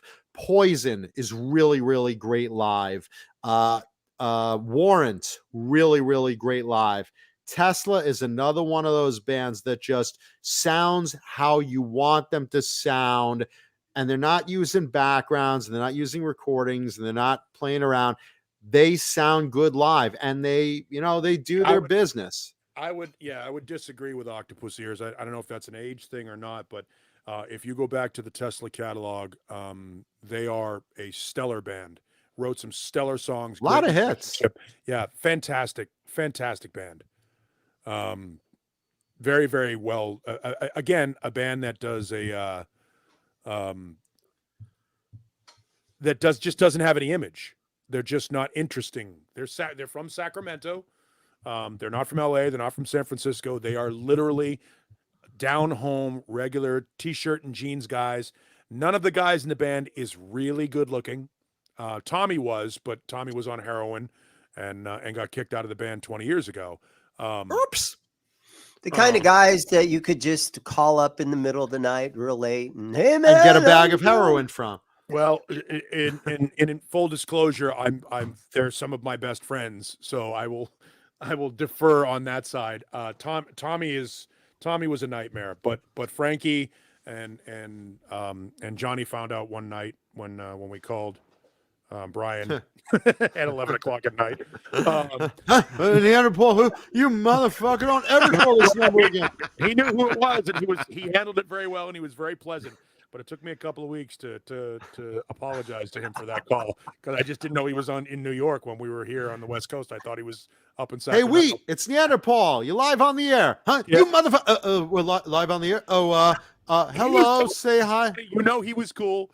Everything. No, he was. He's totally cool. No, he's cool, totally cool. But he was like, "Hey, man, you should have told me we were like live." I go, "I'm sorry, Brian. I didn't know you'd fucking." Yeah. I think it was a big deal. But Frankie and Jeff and Brian couldn't be nicer guys. And even Dave, who's the replacement guitar player, and he's been in the band for a while now, for Tommy, is the coolest, nicest guy in the world. Troy is a good dude when you get to know him, but sometimes it takes a while to get to know him. Those guys are a fantastic band and deserve to be bigger. They deserve to be bigger. They deserve to have been better. They wrote songs that were as good as, if not better than, most of the bigger three bands that were of that hair band era. Great band. And they still go out on those rock cruises and stuff like that. And they're approachable, and they're nice, and they don't have any of that ego. They're not they were never rock stars. That's just not the way they are as people. What's really funny is after the 80s collapsed, Jeff was the DJ in a strip club. That was where you found him. That's where someone found him and said, "Hey, why don't you get Tesla back together?" And he's just like, "I don't know." And he basically talked him into calling everybody and getting the band back together, and they did. My friend Pat Martin is responsible for that. Huh? My friend Pat Martin is responsible for getting Tesla back together. Pat Martin was a radio DJ in Sacramento. And he was the guy that got all those guys in the same room and told them they should get a therapist and get their shit together because they were too good a band to not do well. So, yeah. And yeah, someone brought up Enough's Enough. Enough's Enough was another band that got the image right. What are you doing, Dane? What are you I doing? mean, Johnny decided to stand up. Oh. It's good for we're you. all Yeah. standing up. I do half the show standing up now. Oh, everybody go to the crotch cam. Boater jams. Yes, I know. And Octopus Ears, I know that Pat is still on. He's doing mornings at the Classic Rock Station there now. Thank you, Boner. Which is what I say every time after I have sex. Thank you, Boner. Oh, look at that. Yeah, you made $9.99. Oh, what are you talking? Oh, Dane. Dane pretending he can play guitar. I like the way you've got those BC Riches on display, Dane. Those are pretty badass, aren't they? They are, and I like the way you have them displayed up over the rack. Is that new that you put them up there? No, they've been up there. You guys just haven't seen them. Oh, okay. Got one over there. I got a bitch over there. Oh, nice. Oh, And wait my a minute. shit's in the way, but yeah, Ah. I got some BC Riches up there. No, listen, that's one of my favorite brands. Everybody knows it. I have more BC Riches than probably than any other brand. And in you my know what to collection. do with. Yeah, My buddy's painting one. Let me see if I can find a photo. I love BC Rich. By the way, tonight's show and tell guitar is not a BC Rich. It's not. I'm sorry to say. There's your clue. Here is my. If you could read my buddy's playing the mind, guitar. if you could read my mind, you'd have the clue. How about that paint job? That looks like Lamborghini an- orange. Orange kind of fades into a yellow. Oh, it's an ombre. Yeah. It's one bad ombre. Another week or so, he'll. I was bring starting to that say in. someone brought up Enough's Enough in the chat, and that's another great band that was packaged perfectly for MTV, but with that element kind of like that making the 60s cool again, you know? Who's calling in? Let's see. What we got, Johnny? Guys, I hate to say it, but I'm going to cut out early because it's my girlfriend's birthday. Oh, I'm sorry to say that. Is your girlfriend Jani Lane? Happy birthday. Hang on one second, okay? Hang on. Happy birthday to your girlfriend. Is that your girlfriend on with Johnny right now? Is this Yeah, her? yeah. This is Kurt with a C. Oh, it's Kurt with a C. Bye, guys. Bye, With a Zins. C. Good night, Johnny. Dane. Good night, brother. Hey, What's man. going on? Oh, I'm just Having a show. look, I'm on TV. Nice. What are you doing? What's Oh, new? The reason I called is I was just watching you guys, and you were talking about Tesla being an underrated band, which I completely agree. Mhm. I saw them in '87 when they opened for Def Leppard. Anyway, great band, kick-ass. But when you're talking about underrated bands, and it's a band that no one talks about, YNT. We talk about Y&T. Yeah. Do you know much of their stuff, Johnny? I just know that they're Him? from here. I Oh know my that they God, have two Johnny. letters in their name. You I should know there's spend an a weekend ampersand in listening there. to their albums. It's just Thank you, my Sherman. older brother and I used to talk about it. That they must have had bad management, and then why they weren't bigger than they were. And then we started hearing things, and that's what it was. But YNT, they've got some unbelievable stuff. Oh yeah. Dave we Meniketti, the singer / lead guitar player, unbelievable in both areas. we've talked But anyway, about them a I'd bunch like of times. Paul, Neanderthal, to talk about it because I guarantee he knows about it. But YNT has got to I'm be right here. the most underrated, good. I'm 80s right metal here. band Yes, out I know there. about They just Y&T are. also. We've all So talked about anyway, it. I'm going to get off and let you guys talk about it if you want to or not. I don't know anything about Y&T. Paul has all their CDs. Weren't we What's just that? talking about them, Paulie? Weren't we just Yeah. talking about them He has like all their albums. 2 weeks Yeah. ago? I wouldn't Paul know does? anything about Y&T. Yeah. This is only, I don't know, this is about Yeah, 10 so do I. Y&T They're CDs. unbelievable. And Johnny, I'm not just saying this. You should spend a couple hours listening to their stuff. Well, It will good luck blow with your that. mind. You'll think you'll be like, oh my God, I've never heard these guys' shit, and they're better than most of the shit that I've heard in the '80s. Period. They're And I'm not exaggerating. If they're not the Wow. Police or Duran Duran, Johnny doesn't Yeah. want to know them. well, here's the I'm not just saying that. I'm not. the problem. Oh, no. I'm not. Is the problem with Y&T is they're not interesting. They're No, not they have no So, image. They have anyway, no image. okay, I'll get off here. All right. Good show. They have no Thank image. you, but Paul we- with the we've C. talked- Or call. Hey, what's your name? weren't The we Kurt with a C. literally- Weren't we literally? Okay. If it was Paul with a C, it would be Kapal. But yeah, Kurt with a C. Kurt with a C. Thank you so much for calling. Neanderthal. Okay. See you. All right. Weren't we bye-bye. literally just talking about them like 2 weeks ago or last week or 2 weeks ago? Yeah, the problem with Y&T, first of all, I can't get the first two albums on CD. They're very difficult to find when they were just yesterday and today. So the first real CD that you can get from them is Earthshaker, which is their third record. But it's also when they made a stylistic change. But if you go down that list, I mean, Black Tiger is a classic. Mean Streak is a classic. Huge classic. Everybody remembers Rock and Roll is Gonna Save the World. And then, of course, Open Fire had Summertime Girls on it, the original version of Summertime Girls. Big hit for then- them. And then, of course, they then put it on this album so that people would buy the same album twice on Down for the Smart Count. move. Yep. And then 10, I'm sorry, Contagious was their moment on MTV. Contagious had Boys Night Out and the song Contagious. And that's when they started to make some videos. And then 10 was another one that didn't, that was when it was over. They had a 2-album run that almost made it on MTV. And then after that, But was pretty didn't much they over. start videos with Summertime Girls, or was it Mean Streak? Or oh yeah, I mean they did older videos. They had some older concert stuff. They actually MTV showed an entire concert of Y&T live from Philadelphia, I believe. I don't know if it was the Trocadero, but there was on the In Rock We Trust tour, which is 1985. They showed an entire. In fact, executive producer Wayno has it on video somewhere. Octopus Ears, Fair to Midland is okay. Just to vary away for just a second, they're okay, but nobody cares.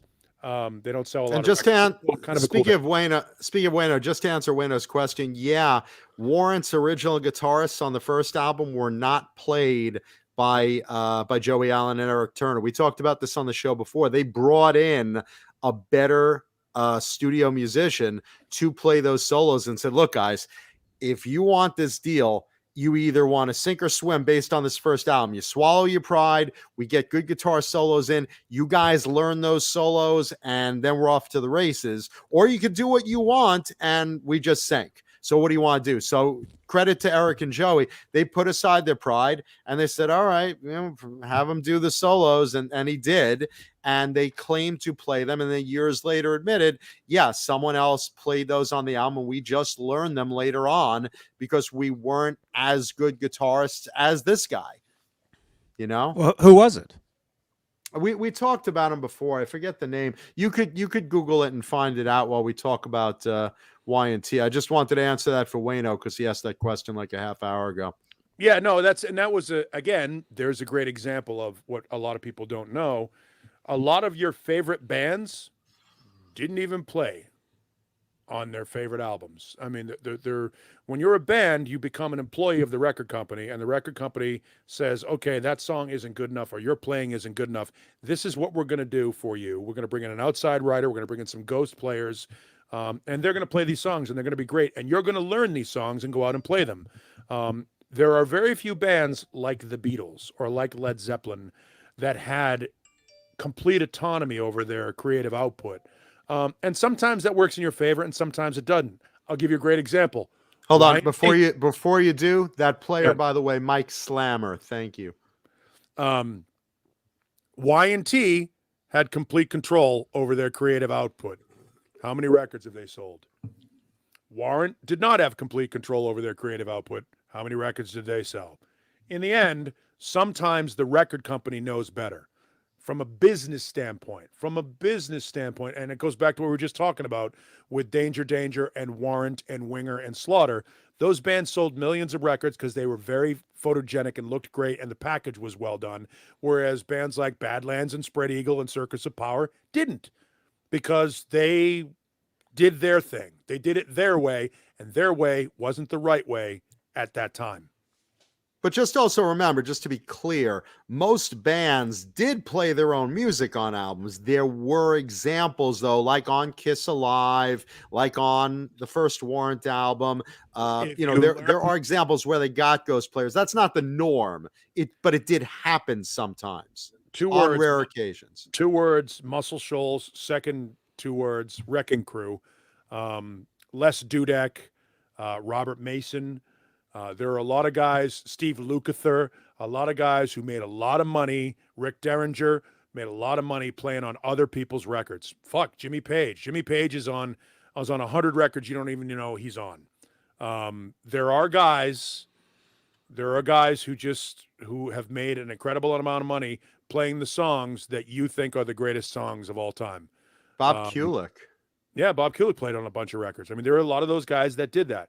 Now, Y&T, fantastic band. And I think we've talked about them, but they suffer. We've talked about Ronnie for sure. They have a Ronnie LaTecra. Yeah, Ronnie LaTecla from TNT. Yeah. I'm sorry. I was just talking about. I'm sorry, I mixed that up. That's on me. Yeah. And Dave Meniketti is a great songwriter, great singer, great guitar player. Y&T. But nobody cares. And I know that's a phrase. When I say nobody cares, it means it didn't sell. It didn't pop. It didn't grab the collective plop. Doesn't make the music any less enjoyable. I fucking love this band. Otherwise, I wouldn't own 13 of their albums, you know? But that said, I'm in the extreme minority. I'm probably own more Y&T albums than anyone else in Phoenix. I have them, but not quite at hand right now. But I do have them. I do. There are bands. I probably own more Hanoi Rocks than anyone else in Phoenix. I own more Motorhead than anyone else in Phoenix. There's just, there's a limited number of. That doesn't mean the bands aren't good. I love these fucking bands. I own their records. I don't listen to them in the cloud. I bought the CDs, which is what we always tell you to do. But that doesn't mean that the rest of the world caught on to what I dig, and I don't give a shit if the rest of the world, and you shouldn't either. If you like a band and Mancuda thinks they suck, or I think they suck, or Johnny's never listened to them, fucking love that band, embrace them and enjoy their music. Don't let anybody tell you what music you should like or what music you shouldn't like. I think a lot of bands suck that have sold millions of records. So unless one guy has got millions of records in his basement, I'm outvoted, and I'm okay with that. Yeah. Kai Matthews. I always say listen to what you like. I mean, look, if you were going to listen to just what's popular, you wouldn't be on this show. You wouldn't be looking at our stunningly handsome 3 faces right now. You wouldn't be. Because that's the fact. And you know what? We're speaking of Y&T. Johnny, Google an album. Well, now Johnny means business. Now you just look like you're ready for the Turtle Club now. Am I not turtley enough for your Turtle Club? By the way, Jonathan Davis called. He wants his tracksuit back. I went rollerblading earlier. That's why I'm wearing this. Rollerblading. Johnny, look up Masters of Metal compilation cassette. I've talked about this album. This was an early exposure to me of bands that I'd never heard of, including Y&T. This was one of those catch-all metal albums that they played a song, even start to finish, it like cuts off the very end of the song to start into the next song just to save a little money. Instead of fading out, it just cuts it off. And this album had Y&T Mean Streak. It had Dokken Breaking the Chains. It had Rush. Let's see, what did I have of Rush? I think Tom Sawyer. It was just, let's see, Dio. That one? Yeah, that's it. Let's see what. Give me the song list there. Let's see. Zebra, Who's Behind the Door. Sure. Don't get mad, get even from Helix. Jesus. Trashed by Black Sabbath. We're going This I got this as a little kid, so this was like great for me. Rainbow in the Dark by Dio. No, it's got some great stuff. Lick It Up by Kiss. Looks to Kill by Motley Crue. Street of Dreams by Rainbow. Rush's Tom Sawyer. Screaming in the Night by Crocus, which was really the main reason I bought this CD. My least favorite Crocus song too. That's my favorite. That's my absolute favorite. I hate that song. Crocus, I think, was so much better than that song. But Twisted Sisters, You Can't Stop Rock and Roll, which was off of, I think, what, Under the Blade? No, that's on You Can't Stop Rock and Roll. Okay, all right. So that was the title track of an early one of theirs. Iron Maiden's The Trooper. How do you go wrong? It's the album right before Stay Hungry. There you go. Yeah, Lemmy. So was it let's see, Under the Blade was what? what? Stop Rock and Roll, Stay Hungry. Okay, I'm mixing the two up then. Mixing the two up. Yeah, Under the Blade was the first full-length Twisted Sister record. Okay, but this is a great compilation. How many of you out there had this? Did any of you in the audience have this? Because this is a really cool compilation. What? By K-Tel. Yeah, of course. By the way, K-Tel later on to release an album by Venom. True story. I got an album I was doing college radio from Venom that was on K-Tel Records. K-Tel was doing all sorts of these compilation albums that you'd see like infomercials on late at night. I like romance music, and when I like romance music, I go to my K-Tel compilation of hot romantic ditties. Yeah. Hot romantic titties? No, hot romantic ditties. Listen to Barry White. Huh? I got to take a dog out. I'll be right back. Go ahead. Thank you, David Crosby. By the way, David Crosby is threatening to put his music on Spotify if they don't take away Joe Rogan. David Crosby and Yoko Ono are both threatening to put their music on Spotify. So we got to fix that situation. No, this is one of those K-Tel Records. For those that don't know, they put together these compilations, and they bought them for like next to nothing. They basically went to the record companies and said, "Look, we need some metal songs. Which ones can you give us on the cheap? We'll buy 15 of them. You got to really, really, give us some names." And they're like, "All right, we'll give you ones we've played to death, that everyone knows, that we've already marketed to death, that already hit after hit, that, we probably can't milk much more money out of. And we'll give you like one of each of these guys." And you got like a good assemblage of like, Helix wasn't big at the time. But you could see Helix was definitely a band that they got at a discount.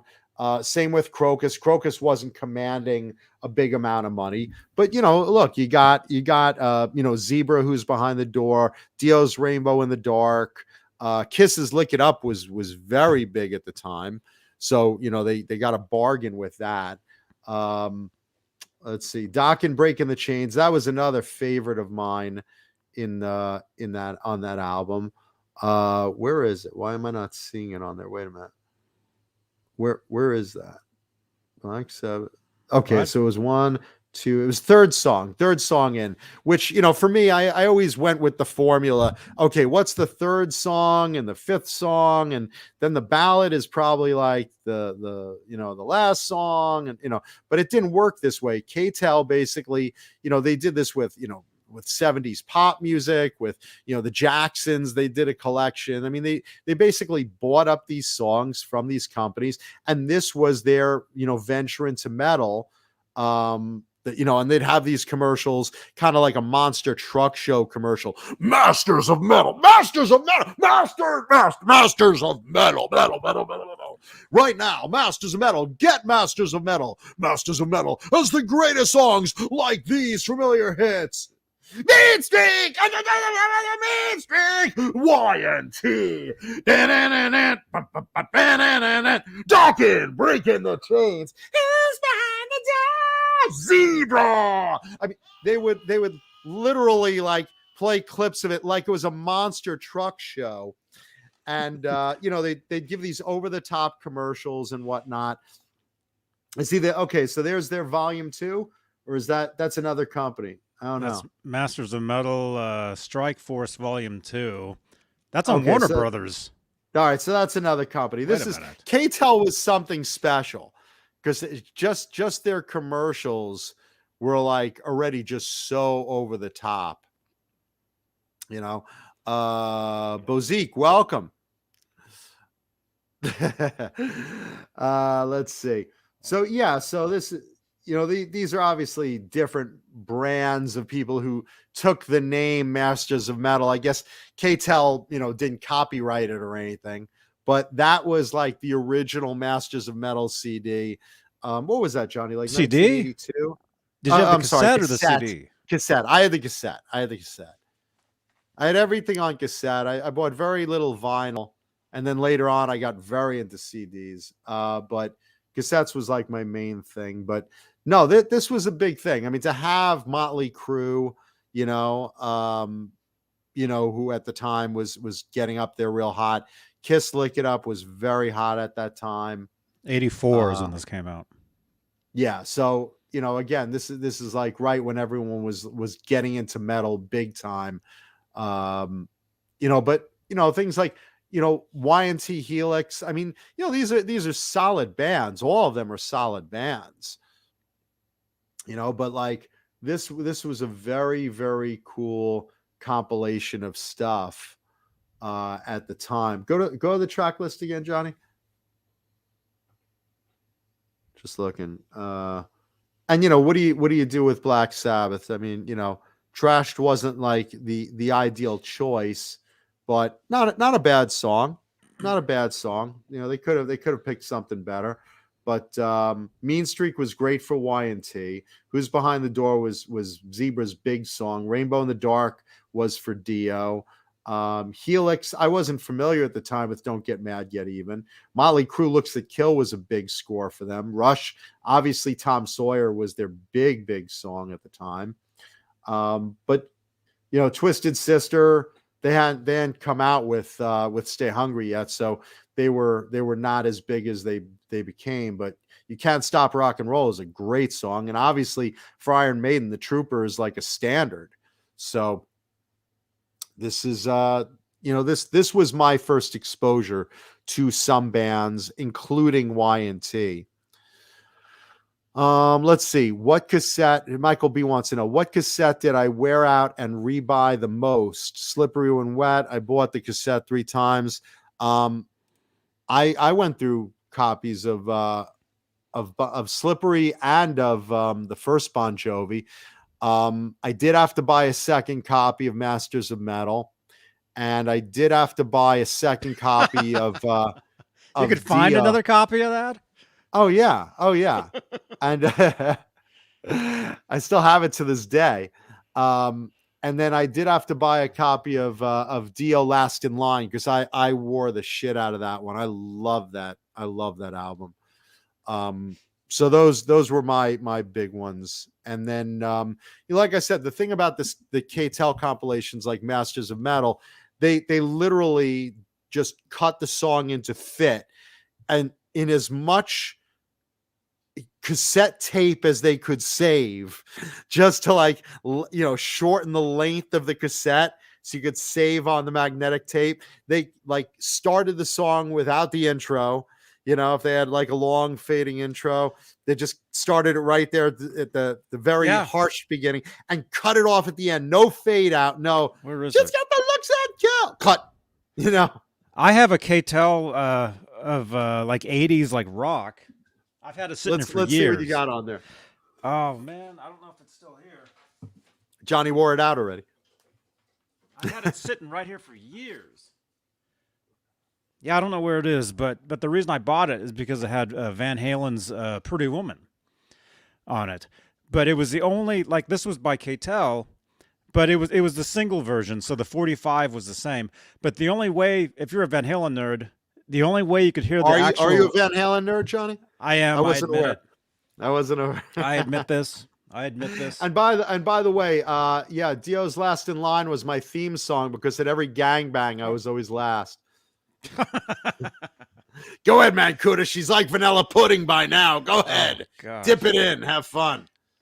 But so the K-Tel tape that I had, it had "Oh Pretty Woman," and with that tape and with the single 45, that was the only way you could hear the actual intro to the song, because on Diver Down it goes from Intruder into Pretty Woman. It's just like sliced like right in, right? But the actual intro to Pretty Woman is just a bass drum hit, and then the Nice. song starts. Nice. And you know, Right the now? other thing, people are asking, well, how'd you wear out cassettes? Come here. Cassettes wore out because they were thin magnetic tape. But the other thing you have to remember was back in the day, you wouldn't take care of your cassettes initially. When you first started getting into music, you threw them in your Walkman and, you took it to school and it kind of got beat up, or you threw them in your car. And when you were done, you're like, oh, put it in the back seat, like over your shoulder, you put it in the wrong cassette case or on the floor, your friend's stepping on it. So like, yeah, cassettes wore out until you started like getting serious into music. Then you got cassette suitcases, which like, you open it up, it holds 50 cassettes, and then you started taking care of them. They didn't wear out as much. I have those. Yeah, Yeah. They get heavy, and there's no protection on them. Oh yeah. Funny story. It's like 1980, 87 or 88. It's like the Goldbergs. It was September 4th, 1980 something. It was like 1987, 88, and I was dating a girl who was a lawyer's daughter. She had some money, and they had a condo in Marco Island, Florida, which is down in the Gulf Coast of Florida. It's a very rich area. And so I got to go down there and fly down there for a week on vacation. Of course, I had to pay for my own plane and all that shit. I wasn't a whore like Mancuda. And I guilty. I'd be like, you don't have a private jet? So I had I still have the briefcase, one of the briefcase, which by the way, when the latches die, you just use some duct tape to keep them closed. And I had a smaller version of it that held like 20 cassettes. And I was only going to be gone for a couple of days. So I brought 20 cassettes with me. Well, my ex-girlfriend, her brother is autistic. And this is now in the 1980s autistic. This is like right when Rain Man was coming out. Right. So her brother says, hey, I'm interested in listening to the music you listen to. Can I borrow your cassettes? I didn't think twice about it. I gave him the cassette thing, handed it to him, and we landed in Florida. And about, I want to say 2 days into the trip, he came back to me and handed me back the cassettes. He had listened to all of them and then started asking me questions about the bands. Like, what does Widowmaker mean? When Blackie Lawless from Wasp, he had read all of the liner cards and all of the things and started quizzing me on bands. And I'm like, I don't fucking know. What are you talking about? I'm 19. What the hell do I know? Listen, I'm interested in your daughter's vagina. Yeah, I'm not interested in and nothing else. Your sister. But it was so weird to have that. So weird to have that conversation, because he literally came to me with like the tape. He's like, here you go. I have a couple of questions. Okay, what do you got? Blackie Lawless, he's the bass player for Wasp. I'm like, yes, he is. First two Wasp albums. Yes, he is. Why? What question do you have? In the song Widowmaker, is he talking about? I don't know, Fred, man. I have no fucking idea what he's talking about. I don't know, man. It's just a song. But he was looking for like this deep meaning for it. And that whenever you talk about the cassette, the briefcase, it just reminds me of that story. Oh, it's so good. What's really funny is they came in all different sizes. You started off with your standard one, which held what, probably like 30, something like that. I think it was like 3 rows of 10. It was either 3 rows of 10 or 4 rows of 8, so like 32. Yeah, something like that. Then you had like the little ones, like you mentioned, which had probably I don't know, like 15, 10 or 18, something like that. And then they did those ones where it was like the 32, but double-sided. So you could flip it over and have another one. It was like a piece of luggage. And the thing is, people were stupid. They always left them in their cars. And I had friends that would like go through cars. I'll get like one. Hang on. Yeah, they'd be like walking to the concert venue. They'd look in the cars like, hey, try the door handle. Of course it's open because, people are drunk or stoned or whatever. And they just pop out this cassette and like run back to their car with it. And like, suddenly you lost like, fucking 64 cassettes. Yeah, shit like that. I mean, and Case now Logic. That yeah, was I the ones still had. have still have probably like 10 cases like that just of cassettes before I switched and upgraded to CDs. I still have all that shit. And it's like mind-blowing. There you go. There they are. And I wasn't kidding about the Mine were the basic brown ones, but similar, same thing basically. And most There of you go. these are all the majority of these are my old band's recordings. Our old band. Which some of those are very cool. Yeah, some of these, I mean, but there's some demo tapes. How many of you in the chat had suitcases like that full of cassettes or still may? One of my first interviews, Motorhead at the Channel in Boston. Nice. That's the second time I interviewed Motorhead. How about this one? This was June 3rd, 1994. Nice. Cool. Right before they became an alternative band. So yeah, no, I've got some funny shit in here. Yeah, I still have like 10. Paulie, how many cases do you have like that? I still have about 10 cases of cassettes. I only have one case of it. But this has, I mean, I don't even know what the hell half of these things are. These are all scoped, air checks of like my old college radio show. And I don't know why I still have them, but I do.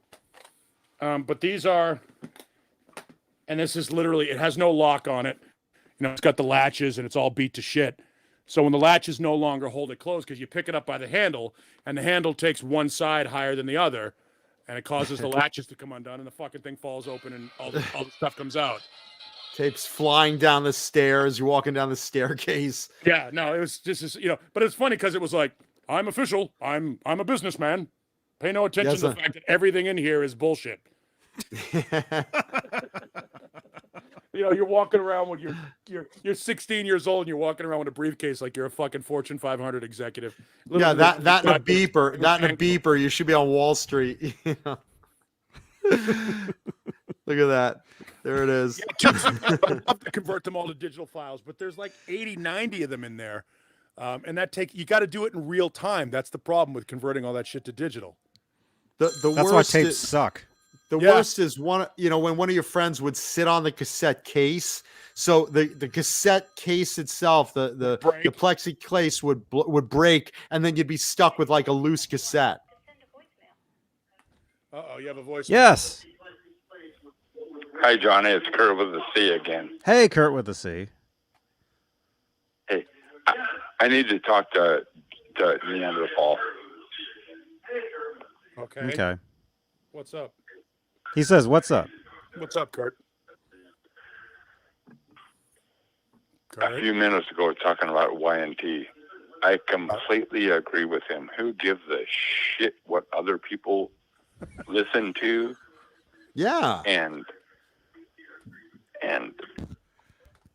what's popular, whatever you like, whatever is good. When he held up that stack of 13 or 14 CDs, I have the same shit, some of them cassette.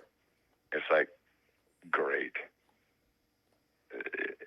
I just dig it that people know who Y&T is. Whoops. Or I don't give a shit if it's a band that isn't even. Watch your language. We're a family show. Hi, Allie. If you like it, you like it. Who cares what people? You know what I mean? Yeah. I don't care at all about any of it. I can remember. No, I can remember in I think it was like 92, I went to see Satriani, and the opening band, Paul probably knows this, there was a band opening for him, called, it was like, how drunk were you when you saw Satriani? For good, but something like that. It was Bad for Good. Bad for Good, of course. And those fuckers rocked. Yeah, Tommy McLaughlin and Danny Cooksey. Bad for Good? Bad for Good is Little Stevie It was Vai. something like that. And that was Bad for Good. Good. And I bought the cassette after I saw them, and they kicked ass. And I think the guitar player was 15 years old. and the lead singer was a former child actor. No, I think back It then. was like Bad for good. well, yeah, that's true. That's true. Actually, yeah, McRockland, he's been on the show here a couple times with us. Dig back a on the friend of the channel and show. Okay. you'll see him. Sure, yeah. he's a friend Okay. of the show. so. Was that the name? Bad for Good. doesn't Bad for sound good. right, but Bad it was for good. something like that. Yeah, No, that was it. Bad for good. Bad for Good, and like Steve Vai was McRockland's like mentor. To- There Thomas you McRockland go. played And I little sat Steve there. Vai on the I audience's was listening video. in Seattle. I stood in line for a Satch concert, and I heard these people saying, "Who's this opening band?" Mhm. And they're saying, "Oh, it's these kids." And I remember thinking, okay, you guys are in for a fucking awakening. And There we you got go. in there, and these little fucking 15, 14, 17-year-old kids Well, which were is it? fucking, oh, there you go. Bad for good. They were fucking going for it. And I'm looking around, and the people are going ape shit, and I'm knowing that the guitar player was like 15, and I'm thinking, motherfucker. As long as you I'm don't, 26, as long as you don't, and I want to change lives with you. as long as right you're not now. hanging out with 13-year-olds nowadays. But what was weird was I knew that the whole crowd was thinking, I don't know who these guys are, but they are fucking killer. It's a fantastic and record. then It was produced by Steve Vai. 35 minutes later, Satch came out, and they forgot about him. But anyway, it was killer. No, they're great. They were produced by Steve Vai, Tommy McLaughlin, whose on stage name was Thomas McRockland, and Right. Danny Cooksey from Different Strokes. Yeah, so it's was just the singer, and it's they were just and Brooks what Walkerman, who's people now are going in a exposed bunch to. of other different bands. It was a fantastic record. It was only one record. You It's know, something nobody cared. you know, I know, Paul knows, John knows, everybody. It's what you're Wish we had a better exposed to, phone system, whether don't you, it's Paulie? from your older brother, which that was me for a lot of my life, to an uncle, to a If he dad, starts crying to a right now, good I'm gonna laugh. friend, to It's a not your chick. fault. It's all in what you're exposed to, It's not your fault. because and as We you love guys you. all know, We love you. You've gotta MTV love back yourself. in the 80s. Mhm. Don't blame there yourself. are people that We would all have dig childhood music trauma. that they don't know about, but they are not exposed to it. Abusive Not to get too parents deep and lead preaching, to but psychological it's just- trauma. They really do. You know, Absolutely. Don't blame yourself. Get off. Show Have me a the good show, CD where they Johnny. touched you. Thank you, man. Thank you so much. Thank you for calling. Yeah, no, it was great to talk to you. Don't jump. See you, bud. All right. All right. Bye-bye. So Thank yeah, no, you, this was a good band. By the way, Kurt will be opening for Symmetry at the Whiskey. Kurt's a good dude, man. We're just Kurt is a being- good dude. I'm just We're busting being balls. assholes right now. Welcome Danny to Tuesday Cooksey- night. Danny Cooksey, who you might remember from Different Strokes and Terminator 2. He was the kid that was riding around on the dirt bike with John Connor in Terminator 2. He was the lead vocalist for this band, who put out a fantastic record. And a lot of people, the problem with this record was a lot of people thought Steve Vai actually played the guitar on the record, which couldn't be further from the truth. The guitars were played by Tommy McLaughlin. Oh, absolutely. And he was and still is a virtuoso musician, who I think lives in Scotland now. Am I correct on that, Johnny? I think he's in Scotland or over in Europe somewhere. And Is he still does. overseas? He was doing, I think he was doing like clinics for a while and some other things, and he might have some records, some recordings and stuff like that. But I think he was doing clinics and online lessons and stuff. Somebody will correct me on that. But this was pretty good. The single off the record was an obscure Thin Lizzy song called 19. That was their first, and there was a video for it. And again, 1991, too late.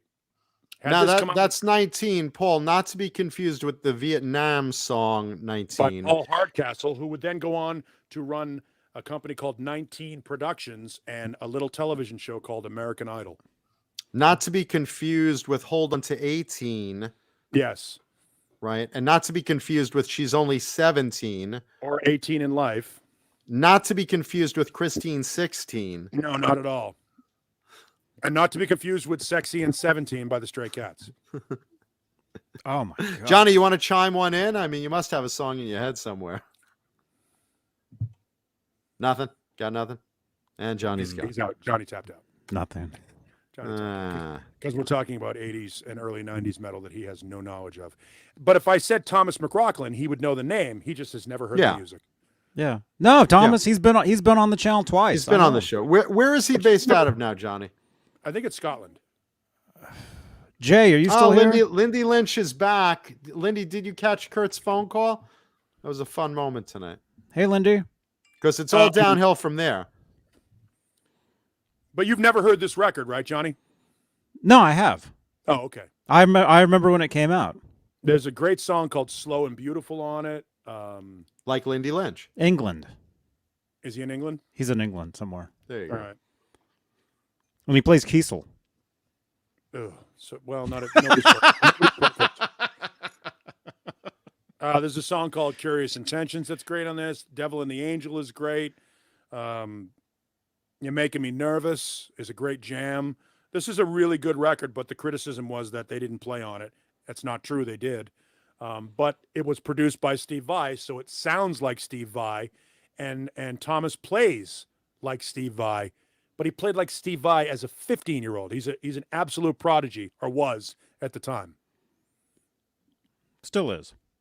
Yeah, well, he's not a prodigy. He's now he's a virtuoso. Well, he went back to the guitar because he was telling us there was actually a lot of years where he didn't even play. He actually got into video games and video gaming and stuff. Yes, same thing with Paul DeBartolo. Paul DeBartolo just did an interview. He's now Salvador Poe, and Paul DeBartolo was the guitar player for Spread Eagle. And when the band fell apart in the 90s, he just walked away from the industry for a long time. A lot of those guys have done that. You know, the guys in Kicks did it. You know, when the scene ended, they realized, okay, shit, I either have to redefine myself as somebody who wants to downtune and play depressing, boring music, or just walk away so that I'm not banging my head against the wall. And they did. A lot of them walked away. Some of them redefined themselves. You know, that's why I stopped playing guitar in the late 80s and early 90s, or I guess the early 90s, basically when Nirvana came out and ruined the music scene. Yeah. I'm not a fan of Nirvana, but there were a lot of great bands that came out of that era. I will continue to advocate for Big Wreck because they're fantastic fucking band.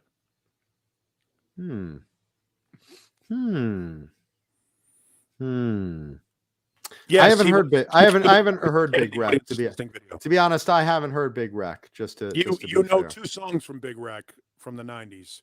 One is called That Song, and the other one is called The Oath. Well, it's my theme song, I guess.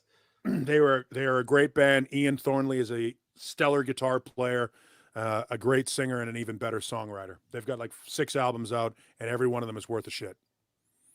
They're a great band. A great example of a Canadian band with no image that couldn't get attention while Creed was on top of the charts. Speaking of young bands like Bad for Good, I've said this before on the show. I want you guys to write this down, pay attention, watch for a band. They're working on a new album called American Slang. Not to be confused with a band called American Bang that came out in the 90s. Not to be confused with delicious Bang energy drink. Bang Energy Drink, the official brand that will someday probably be sponsoring a concert tour by American Slang. What's that swill you're drinking, Johnny? What is that crap? Waterloo. It sounds like what fucking Napoleon lost at. It's a bad album. Based out of Oklahoma. Watch for American Slang. They're going to be like Dirty Honey. They're going to be one of those bands that'll catch you out of the gate that you won't be suspecting. They're also a bunch of young guys that are in the metal scene, and I've heard some previews of some of their stuff. I've been very privileged to do that, and I'm just telling you right now, when you get a chance, if you're in Oklahoma, you can see them, but give it a chance. And when they come out with their first album, you'll say, wait, Mancuda, weren't you kind of talking about them before they came out? Yes. They were influenced by a lot of the 80s guys and by current bands like Dirty Honey and what's the Led Zeppelin kind of band right now again. I'm having a brain fart here, Paul. Help me. Greta Van Halen. Greta Van Fleet. Yeah, another young band. But these guys are in that vein, and just sense the bigness. Not in my pants. Sense the bigness. Whoa. So I'm giving you the 15-minute warning. I got to bail out soon. All right. And you got a guitar coming up soon anyway. So I do. Guitar. Excuse me. Guitar. That today's hint was it was not a BC Rich, but if you could read my mind, you would know the clue. So there you go. It has nothing to do with Megaforce, the movie. Thank God. Deeds, not words, says Ace Hunter. Just saying. Jeff, you're in Oklahoma. Jeff, have you seen them? Have you seen American Slang in Oklahoma? Because they play live over there, and they play a lot of covers. They play a lot of Van Halen covers. They play a lot of great 80s metal covers. They play Firehouse. They play a lot of cool stuff. But they are doing their own original stuff, and they're in the studio. And like I said, they've got some attention early on. So I'm not going to tell you what it is. You'll just see it soon. People in the chat are taking guesses. Is it an Ibanez? Is it a Kramer? Or what is it, man? You'll see it soon enough. It's coming up. It's coming. Well, what's really funny is today, Mama Kuda wanted to pick today's show and tell guitar, and I thought we would. I didn't have enough time to do it because she's like, Mama Kuda should present today's show and tell guitar. Yeah, that'll do. I'll have her come out in a thong, and it'll work out great. Yeah, no. So she said today to me, she's like, "Did you pick out today's show and tell guitar yet?" I said, "Well, not yet." "Well, maybe I would like to pick it out." I'm like, well, I mean, I've got to go through a lot of stuff. I mean, pull them out." And I'm like thinking, all right, how about I pull out 3 and let you choose? And she's like, no, pull them all out. I'm thinking, what are you high? I'm gonna go and dig like every guitar out and just line them up, open up all the cases. How about that one? No, that's too pointy. No, I don't like that color. I hate that name. I hate that artist. No, I don't like that graphic. Is that a vagina? No, I don't like that. I mean, so I wound up picking up, but I think next week I'm gonna let Mama Kuda pick next week's show and tell guitar. So just be warned. She wanted to pick it today. We've gotten even closer, my mom and I, since it snowed. As you know, we got a blizzard on the East Coast, where I am right now, and we basically got like about 2 feet of snow where I'm at, and wasn't going out. Stocked up the house full of food, and of course, as the snow is barreling down, I'm thinking I stocked up the house with food. It's going to be great. And then, it's terrible out there. But you know what? Boy, would I love a pizza right now. I mean, a pizza sounds delicious. And I'm not saying that, I would want a pizza right now, because obviously it's snowing like the dickens and the roads are all icy and it's sticking and it's already fairly deep. But I'll tell you something, not for nothing. I mean, if it wasn't, I would love a pizza, because I haven't had one since, things like your father's passing and my health battles and all the things that, if I died tomorrow from frostbite, which is very possible in a blizzard, you'd be regretting that I never had another pizza in my life. There she is right now. That's her blowing out the snow. Paul and I can't even imagine this. I wouldn't want you going out. I wouldn't want you going out in this blizzard, of course. But if you do, can you bring garlic knots? That looks sucks. I mean, God, at 61, I'm thinking about maybe turning a fan on in here. Well, I can look at that. Yeah, that sucks. I've been in Arizona. Yeah, no, it's years. Absolutely. I love it. But you know what? I like the snow. I mean, make no mistake. I hooked up the dog sled and got us a pizza. But listen, be careful. Don't let any cars hit you, and don't let falling icicles impale you. It's dangerous. But make sure you get garlic knots. Not that I want you out in this. The great Jay Hannon in the chat asking Of the about band Gizmachi? about my torn labia. What he doesn't know is my back has been what you don't know is my back has been fucked up for about 6 days, and I'm like having a hard time sitting in the chair. And you hurt your mangina? No, I hurt my back. Oh. And I don't know how. That's the fucked up part. I have no idea how. It was one day I woke up and You just like it sucks because when I get down to like change the puppy pads for Lemmy, I get up and it takes me about 2 minutes to be able to stand up straight because I walk like Ozzy for a couple minutes, sort of hunched over until everything loosens up. So, do you stretch? I do the best I can. Yeah, I do a lot of the knee over to the shoulder stretches and shit like that, and I get a pop in my lower back both ways. I do a lot of stretching. Yeah, it sucks. I've had a lot of back Nice. problems too.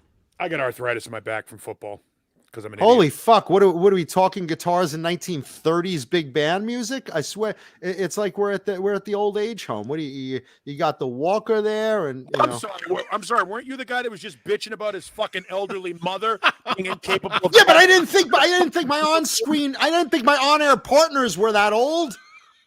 Holy shit! Wait a second. Hold on. Wait here. I'm not that old. I'm not that old. I'm damaged. Hold on. There's a difference. Where's it going? Oh no! Hold on, we're talking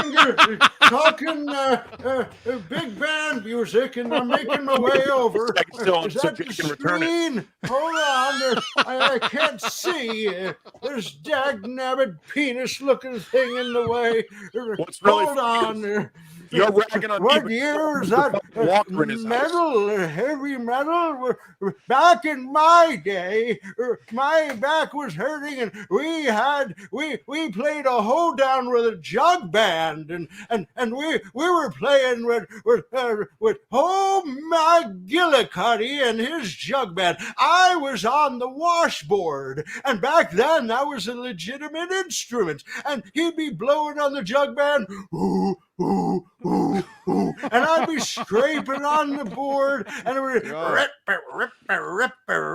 and there was a guy had pluck a twanger, which was a broomstick with a wire. It was boing, boing, boing. Yes, sir. And that's when I was having a hard time getting around back in the day. And he was just a young rhino back in the 30s when we were doing that. And you talk blizzard. We had a blizzard back in 38, 1938. That's when we were doing it. Oh boy! Hey, we got it. I'll answer you. I am a better broadcaster than Eddie Trunk.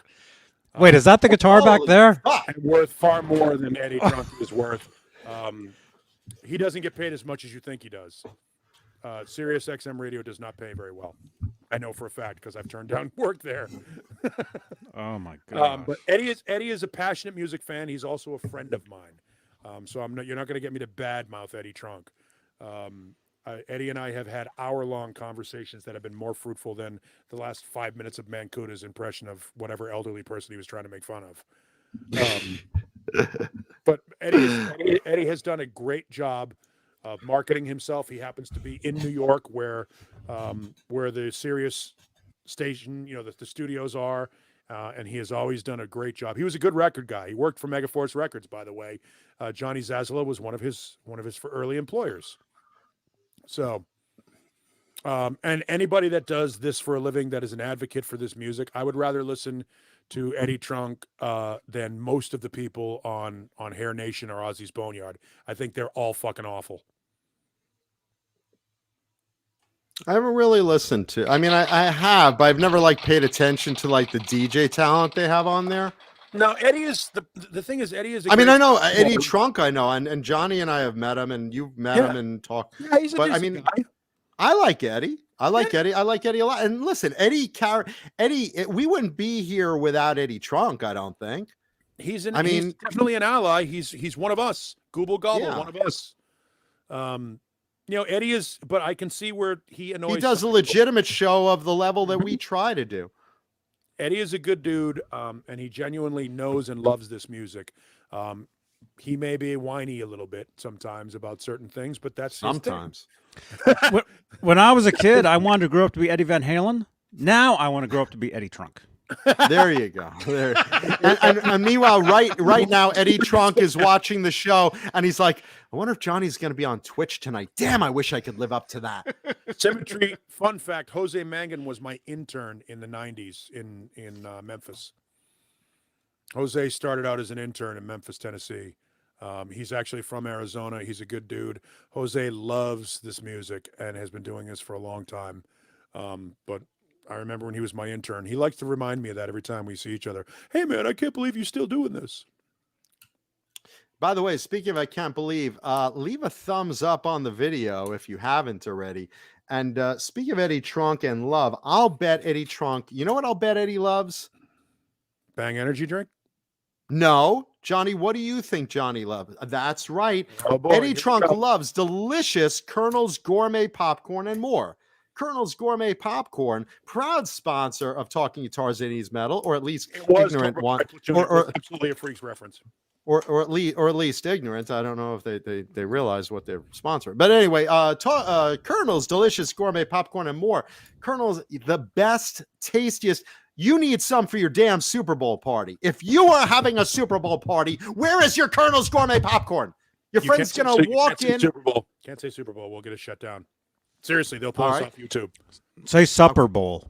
Yeah. Okay. Super Bowl. If you're having any particular big end football parties this weekend, I'm sorry, not this weekend, but coming up in the next 2 weeks. If you like tennis, Yes. If you have a you're Super Bowl, if you're watching the Puppy Bowl or the Bachelor Bowl or the next big game, thank you, Jay Hannon, then you need some delicious Colonel's Gourmet Popcorn and more. Because what are your guests going to eat? They're going to have the nachos and the chicken wings. Of course, they'll have Doritos and M&Ms. They'll have beer aplenty, but they're going to be like, you know what? We got to get something else. There needs to be something else crunchy, something else delicious. Wait a second, where is the Colonel's Gourmet Popcorn? You need Colonel's Gourmet Popcorn and more because they have candy, chocolate, diabetic chocolate, sugar-free stuff, licorice, you name it. Get some red licorice in the name of Betty White. They have all that stuff, but you need some Colonel's Gourmet Popcorn to watch the big game. Whatever big game is showing up, you need some Colonel's Gourmet Popcorn and more, just like Eddie Trunk will probably have. maybe. He might. And if you mention Johnny Beane or Jay Hannon, you will get more product. Did you know that, Johnny? I do know that. I have gotten it. It's delicious. Did they give you more product? Did you mention your or Jay's name? Yeah, I told them I knew myself, and they said that's good enough. Yeah, that's it. You mentioned Johnny Beane or Jay Hannon, they give you more product, bigger portions of deliciousness. And if you mention my name, you mentioned John Mancuda sent you, they will break your car windshield. So don't mention my name. Go with the package of Johnny Beane or Jay Hannon. But you could say you saw it on Talking Guitars and 80's Metal. That's nice. And Yeah, they will hook you up. They will hook you up. They'll send you like so to- much. I'd like to order some popcorn. I know John Mancuda. Oh. Don't you ever call back again. Which car is yours? I promise I'll leave. Please, no. Not the face. Yeah. the bet face. that's not what the they- face. That's what I said to your father on our honeymoon. Not the face. Excuse me. Yeah. Yeah, and don't mention David Crosby's name because you will not get any popcorn. They will throw you right out and beat you with pipes. So absolutely mention Johnny Beane or Jay Hannon, and you will get more product. Colonel's delicious gourmet popcorn. Yeah, those James Baker, those chocolate cashews are insanely good. I remember watching Dane eat some of those, and he was like it was an orgasm, like he was putting clits in his mouth. He was so happy with that. Delicious Colonel's Gourmet Popcorn and more. Oh my gosh. There you go. Thank you, Colonels. You with us, Paulie? Thank you. I'm with you. I'm answering a text from somebody Oh, okay. about Cool. somebody Metal in LA. says that I have to think about Eddie Trunk and how he destroyed my career. I'm trying to figure out how Eddie Trunk destroyed my career. I think that's interesting. I always mess up his name. I always say Metalini. I don't know what the fuck his name is, and I don't care. I'm just trying to be courteous. And all right, let's ask you. Metal is it Metalini A or Metal in L.A.? I want to know which it You is. brought it up. I want to know what you're talking about. I mean, Well, first I want to make sure I get his name because it took me a while to get Leo's I'd name. like to know how Eddie Trunk destroyed my career. Eddie Trunk and I are friends. I don't know how Eddie and I have no malice toward each other. There's no beef. We're There's actually no beef with you and Eddie Trunk. No, Eddie and I are fine. You always speak very, very nicely of Eddie. I considered putting Eddie's show on my radio station when I was programming KDKB here in Phoenix. It just was a matter of when you bring a syndicated show in, there's a certain amount of cost that comes with that, a barter cost, and I couldn't get my general manager to agree with it. They agree with the barter cost, and we were already running House of Hair, and Eddie wanted me to dump Dee Snider's show for his, and that wasn't going to happen. So, by the way, it wasn't like he was cock blocking Dee Snider. It was, hey, you've been running Dee's show for a long time. Why don't you try something different? And we had conversations about it. There's a great video of Eddie and me and our morning guy at the time at the Big Four in Indio from like 12 years ago, where we're all just shooting the shit on it's on YouTube. If you Google it, Eddie Trunk KDKB at the Big Four. It's there. Now, look, Eddie Trunk is one of us. He's a metal lover. He's a metalhead. He knows everyone. He's one of us. There's no animosity toward Eddie. We met him. He's a good guy. Paulie's worked with him. I just thought it was an interesting reference. I don't know what it was. And I guarantee Eddie is eating Colonel's gourmet popcorn right now. I'm sure he is. I'm just saying. I'm sure somebody probably is. I wish I was. Mama Cuda would love some cheesy popcorn. That's my favorite, you know. I like that cheesy Colonel's gourmet popcorn to go with my son's cheesy act. If I didn't have a great job here in Phoenix, I would absolutely love to be on Sirius XM nationwide. It doesn't pay very well. That's a true story. It just doesn't pay very well. A lot of it is very pre-recorded. It's not live, and they don't have the kind of creative freedom that I have in the morning here in Phoenix. So I would rather be doing what I'm doing now. But if I didn't have a job and I was looking for something, I would love to be on Hair Nation or the Boneyard, or even Octane. You know, any of those. Boneyard, Bone. They're all good, Eddie. They're all. You know, the problem. Is that Eddie calling up right now? Is Eddie on the phone? Eddie. That's him. Yeah, I got beef with Neanderthal.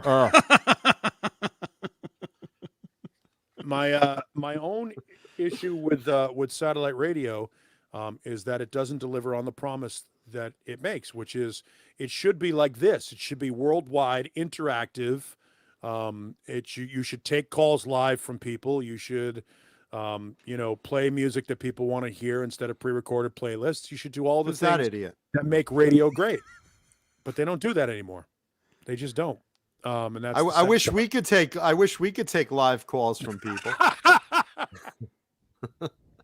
So That was the time at NAMM when I told him to say hi to Johnny Beane.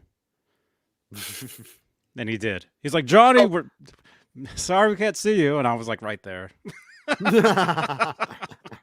Johnny's not a tall man for those that haven't met him in person. So I'm sitting down right now. Yeah, Nice. I will take Metal in LA's advice and let it go because I'm going to sign off anyway. I got to go. Drew SGS60. Tonight's hint for tonight's guitar was it was not a BC Rich, and if you knew the clue, you'd have to read my mind. Speaking of Swiss picks, the greatest gripping guitar pick ever. These are wonderful.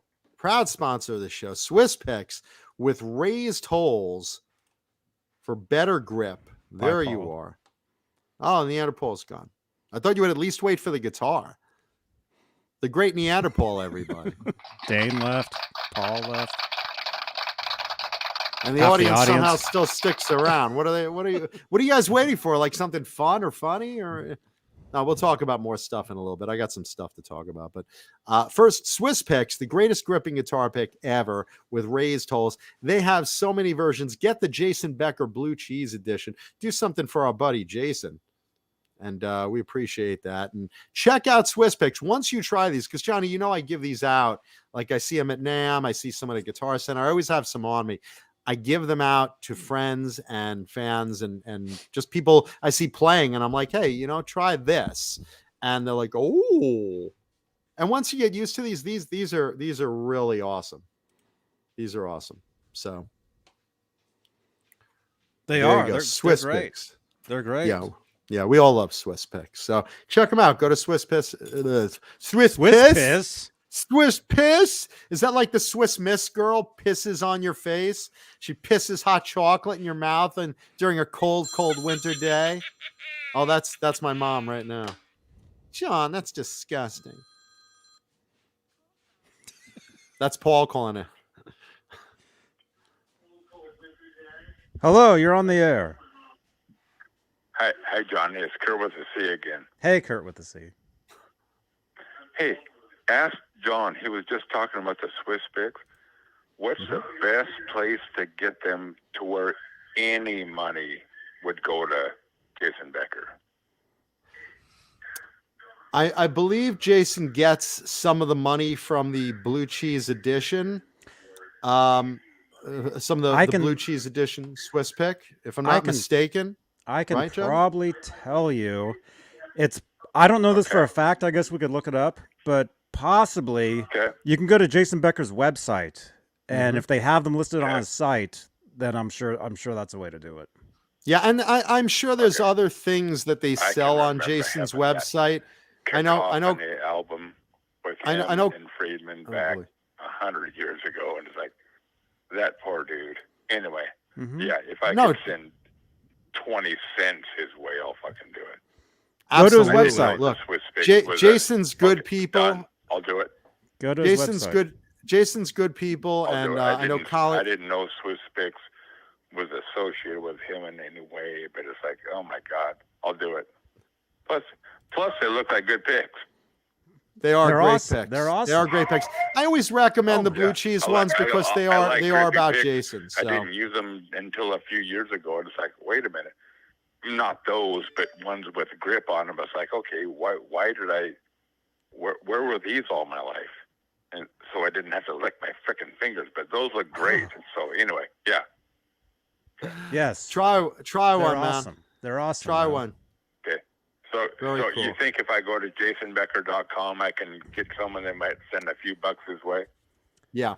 Possibly. Go to his that's website. a good idea. Actually, Colleen, hold on, Johnny. Colleen Gray, are you in the audience right now? Colleen. Because Colleen has done a lot of charity work for Jason. Colleen, are you works... Kurt with a C? Are you on Facebook? Yeah. Okay, go to. I'm flip phone drinking a Michelob Ultra in my recliner. That's what you're drinking. I didn't know. But I can get on. I can find a website. You can actually go. I can tell you exactly where you can go. Okay. To get a hold of Jason. Because we love Jason. If you're Jason's on, a friend I know of the Jason. show. I know Jason. I know his family. Oh, do you really? Colleen Gray works with Jason. God damn. Yeah, I go to his birthday parties. The videos I've watched is like literally crying. I just anyway. Mm-hmm. Okay. And a lot of guitarists have donated guitars and things for Jason to sell recently. I know what's his name, Lee from Dragon Force has done a lot of charity work for Jason in gathering guitars and other things to raise money for Jason. And there you go. So if you want to help Jason, right there down below, look at that. That goes directly to them. Go to facebook.com/Team Becker Family, and that's you can directly message them and ask them. It's Did in you say what Becker? Did you say Team Becker? Team. Becker? Yeah, it's on the screen. Look at your screen. Okay. Team Becker Face- family. Okay. Facebook.com, Team Becker Family. And some of that Swiss pick money will go to him. I think they sell some. They should sell some on his site. I know he got a deal with they with might, them yeah. for an endorsement. Yeah. Okay. So the blue cheese 'cause ones, That dude is like Jesus Christ. the blue Okay. cheese ones. I wish more of the guitar world would just lean that way, but whatever. A bunch of them have. A bunch of them have. To their credit, a bunch of guys, Steve Vai and a bunch of others have, signed things and given away things, including guitars to sell. Okay. Well, thanks, I know- Johnny. I'll do that. You're welcome. Cool. Kurt with a C. Okay, thanks, buddy. Rock All on, right. Kurt. Kurt, all with right. a, Kurt with a C. Kurt with a C. Bye. All right. Bye-bye. Yes. Yes. He was just jerking off, Johnny. Don't. yes. Kurt with a C. Yeah. C for champagne. C for Corona. C for Captain and Coke. He's doing a little drinking tonight. No, we love you, Kirk. We He's love gonna you. call man. back. Hang on, dude. No, we love the guy. I mean, he's he's a friend of the show, of course. But look, to answer questions, and I see a few in the chat. A lot of guys have, especially with Herman Lee of Dragon Force recently, donated stuff to the Becker family to sell and to auction and stuff. So there has been a lot of money. I know Colleen was saying that I believe they raised something like $600,000 in his name. And I mean, they really, really did a great job of raising stuff. But you can always go to that Facebook page right there and see what else you could do. There's no wrong time to do something else for Jason Becker, Mm-hmm. So Jason's a friend of the show, and Let's see. like I said, shout out to Colleen Gray, who does a lot of work with Jason. Yes, and actually, you can actually go to eBay. You can go to let's see, that's the spelling. Team Becker's eBay shop. Beck Team, as in BECKTEAAM, is their official eBay, and there's all kinds of Jason Becker stuff listed, and it's directly from the family. And that's what you want. You like stuff like that. It's all kinds of stuff. So yeah, a lot of people are stepping up. I just want that acknowledged because someone in the chat said, "Oh, all the rockers should step up." A lot of them have been. Oh, yeah, a lot right. of them have been, and it's good to see. So a lot of them have been stepping up to help Jason. And like I said, I know he has the Swiss Picks endorsement, the blue cheese. I know he has some deal with that. And Yeah. And I'm looking at it right here. The official Jason Becker eBay actually has a bunch of Swiss Picks in their store. I see them. there you go. I see them right here. Now those are the blue cheese Swiss Picks. I don't have one on me. I have a green one, but Johnny, can you show an image of that just so people know? Yeah. Because Swiss Picks, I always say they're good people, and they are, and they definitely stand by Jason. Another reason you should pick up some Swiss Picks, but specifically those blue cheese edition,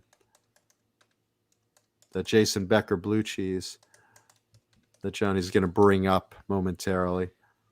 There we go. There we go. Let's see what we got.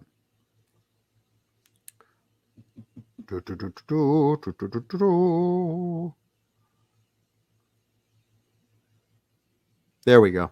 The Jason Becker blue cheese specifically. There's our boy. And is that on Jason's store, Johnny, or is that just on Swiss Picks website? This is on Swiss Picks. This is on Okay. Swiss Picks right here. Okay. But you can go directly to his What does it say in the description, Johnny? it's not showing it.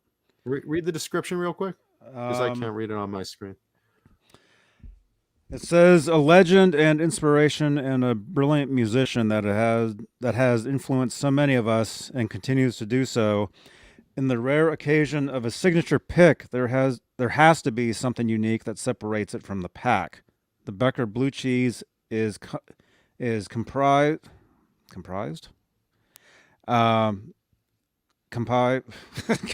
Wow, Johnny, you're a great VO. You're a great VO. I've got a cat rubbing against my leg here. I've had pussy on my face and been able to read the Iliad, okay? Comprised, right? That's the word. Of I don't know. I can't read can't that see. next I word. can't see the tab. I can't see it. It's too small on my screen. Oh boy. Hold on. Let me see if I could get it. There we go. Let me see if I could get it bigger. Hold on. Okay. Let's see. Well, thanks, Johnny. It doesn't have to be that big. Just scroll. There we go. It's there. There you go. Now, let's see. Where are we here? I just can't read that one word.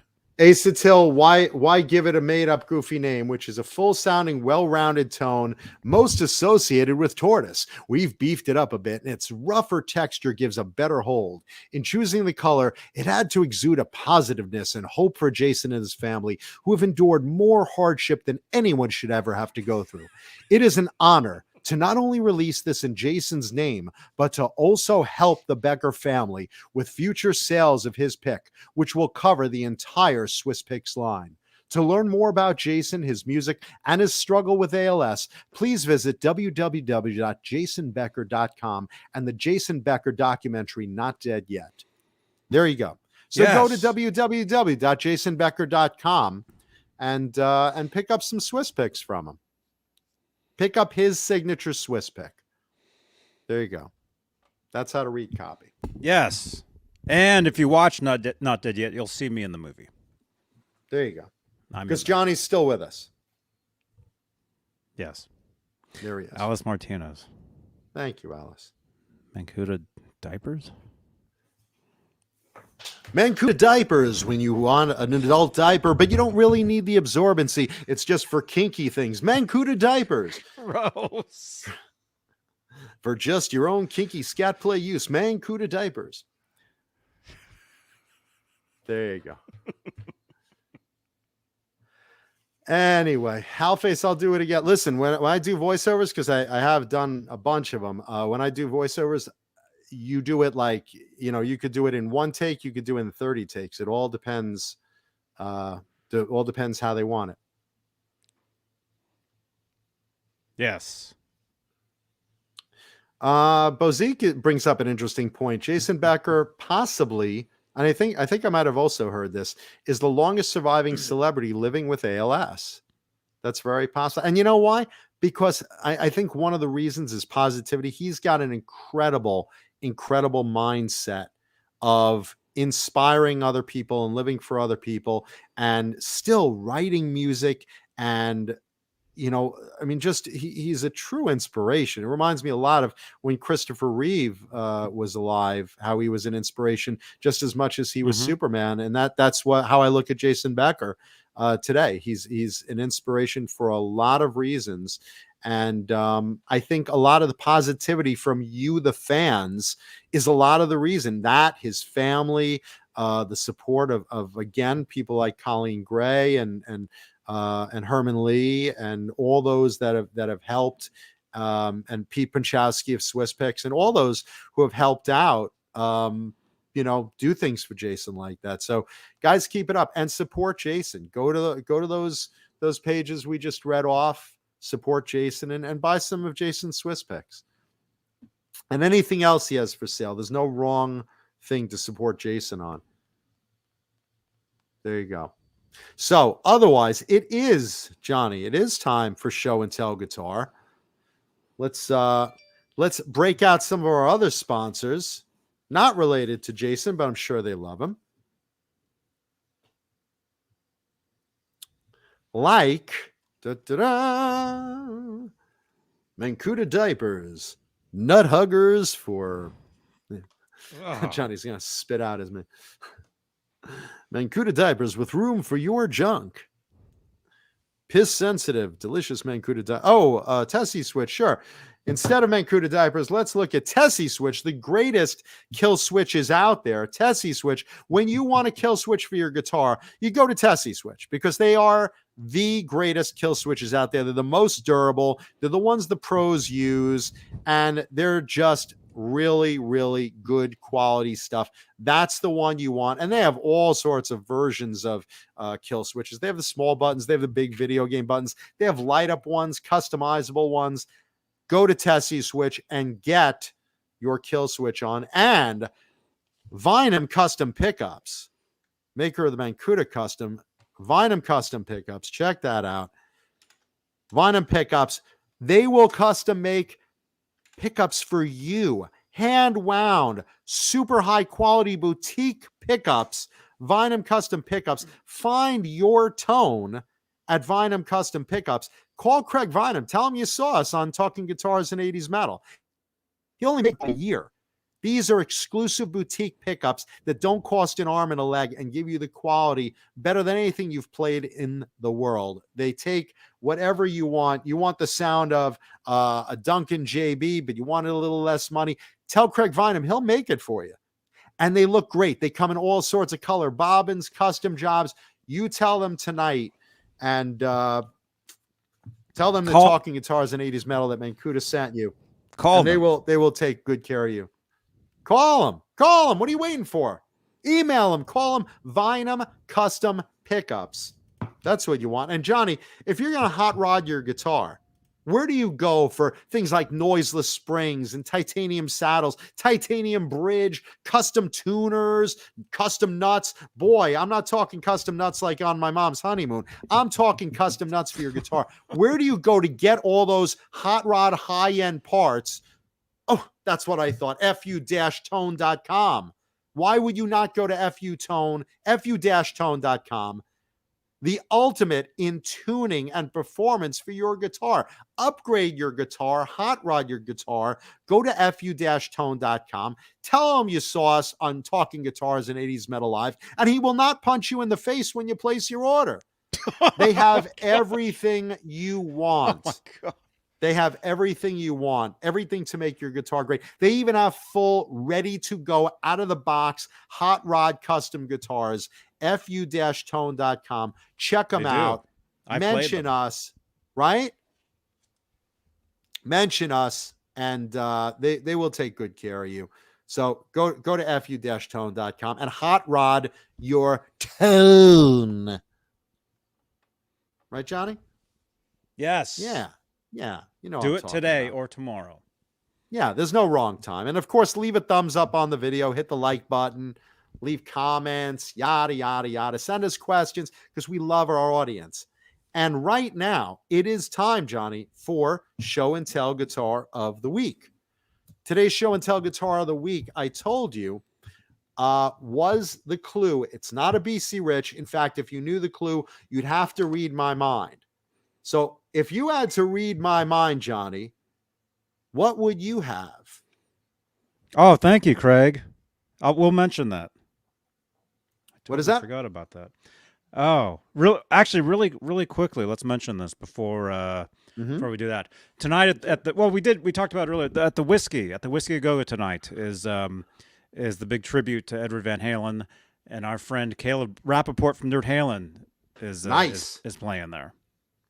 And what time does Caleb go on? I think they start in 10 minutes. Nice, because we're gonna finish up pretty soon. There's a link too. What you want to do? You want to go? Are they televising it? It's going to be on the internet. I'll find the link because we talked about it on Saturday. You don't want to miss Caleb of Nerd Halen because that is today's version of Eddie. That's as close as you can get to playing of Eddie's because Caleb has this down. If you haven't seen a Nerd Halen show, you want to. And if you haven't seen Caleb play Van Halen, I don't know how you haven't. You can watch it on, YouTube, and that's great. But you want to catch a Nerd Halen show like on the Monsters of Rock cruise coming up? Ooh, boy, are you in for a treat. But tonight, if Caleb is playing over at the Whiskey and you're in LA and you have a chance to get in there for the Van Halen tribute, oh, absolutely do it. Absolutely do it. And tell them you know Mancuda at the door, and they will absolutely not let you in. So do not say, no, they love me over there. go see Caleb tonight if you can at the Whiskey. Seriously. I found it. Let's see. Doors open at 8. First band at 9. Caleb will be on around 10:30. There you go. 10:30 to 11, something like that. Thank you, Keith. There's where you want to go to watch tonight. There you go. Sharon Wilddollar says Nerd Halen. Nerd Halen. Right there. That's where you want to go. You want to go to that site. Thank you, Sharon. Cool. Okay, Johnny. Are we ready? Today's show and tell guitar? Ladies and gentlemen, look at that thing.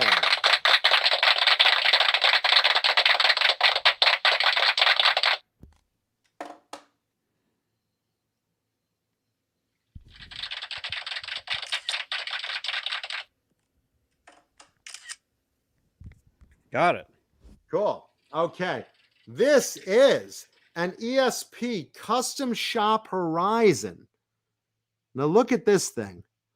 Now, of course, my lighting is fucked, so forgive me on this. But it's got that fat penis ESP Custom Shop headstock. A beautiful, beautiful ebony board. And look at this beautiful quilted maple top. Green quilted maple with beautiful Duncan zebras in there. Sorry, just choking on a pube. One of those Colonel's Gourmet Popcorn chocolate covered clits, probably. Oh, this is a string through body. And this is a neck through. Look at that. Pretty trans green on the back. Two-tone. And going down the neck. Look at that bad boy.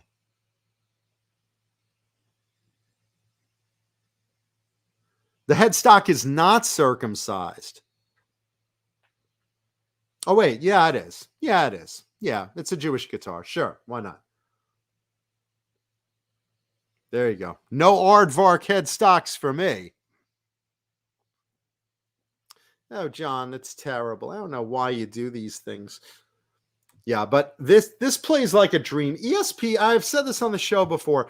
ESP is one of the few current custom shops that you can still count on to get a really, really, really well-made guitar. Certain custom shops do it. ESP is one of them. I've said the same thing about Jackson Charvel, because they still have all the old workers there and they're really doing stuff great. But ESP is the other one I really like for the current custom shop stuff. They really, really do a lot. It's not a famous player guitar. Oh, you know who is famous that owns this? John Mancuda. That's right. He owns this guitar. That's your famous player. He's a sucky player. Very fast neck. It's a nice thin D shape. Look at that. Pretty thin, right? You see that binding, which I love over ebony? is this Kurt with a C? Gives it a nice This contrast. is Kurt with a C. Are you watching? Hey, Johnny. I'm watching. Hey, ask Mancuda. He just mentioned Charvel. Ask him if he has ever owned a Charvette, which was basically what Squire is to Fender, Charvette was to Charvel. I owned one in like 1992. One of the best guitars I've ever owned. Has he ever had one? And they are so rare, but I loved it. I wore it.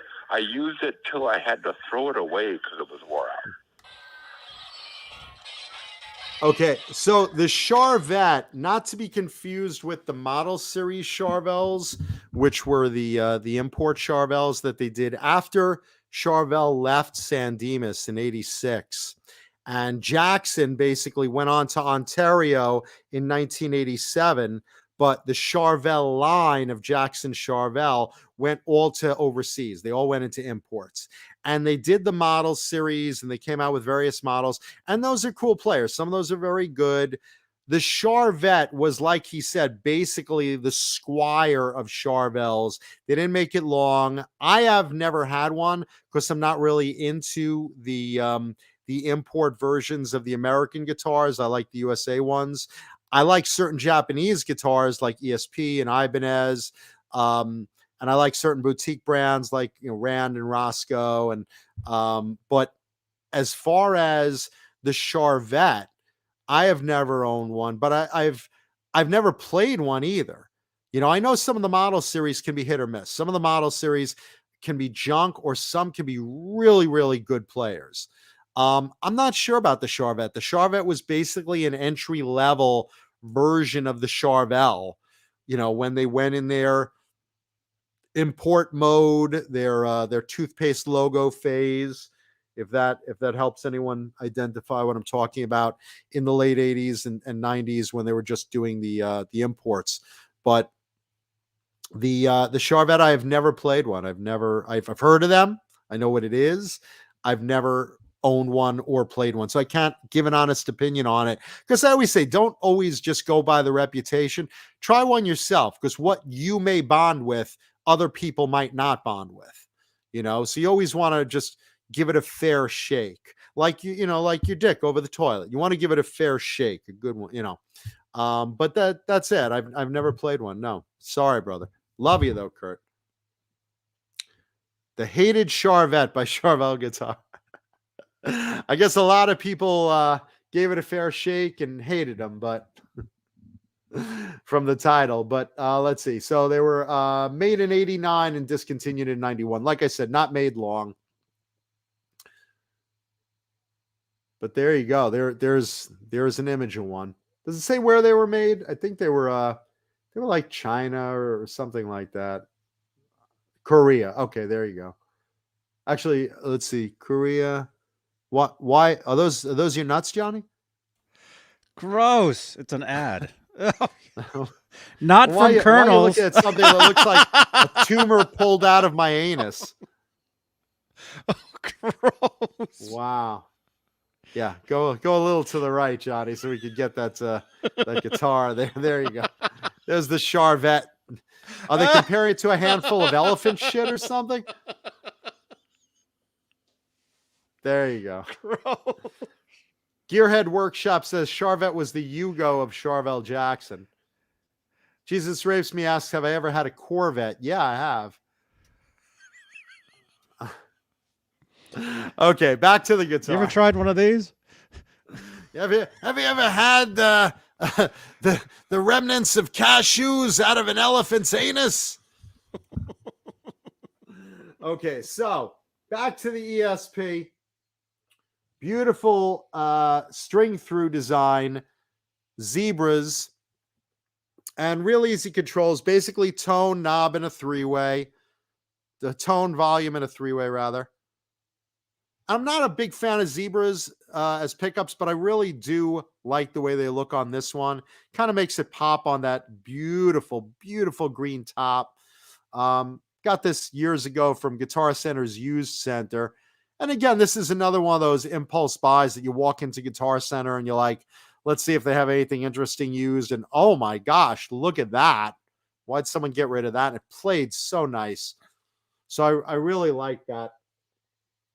And the ebony board, ESP uses a great grade of ebony, which you really can't get good ebony nowadays. But some of the brands, like I said, Charvel can get some, and ESP can get some really dark, beautiful, glossy ebony back then. And I like also that the headstock they also did in the quilted maple as well.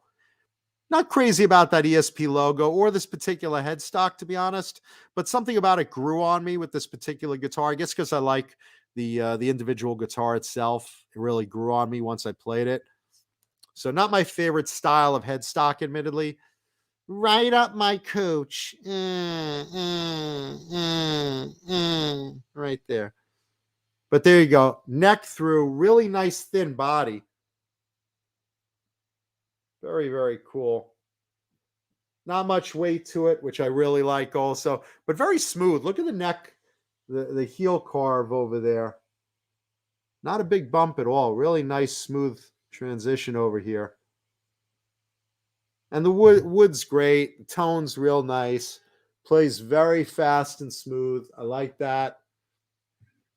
I think the pickups are Shaler. Let's see. Going by memory here. I believe they're Shaler pickups.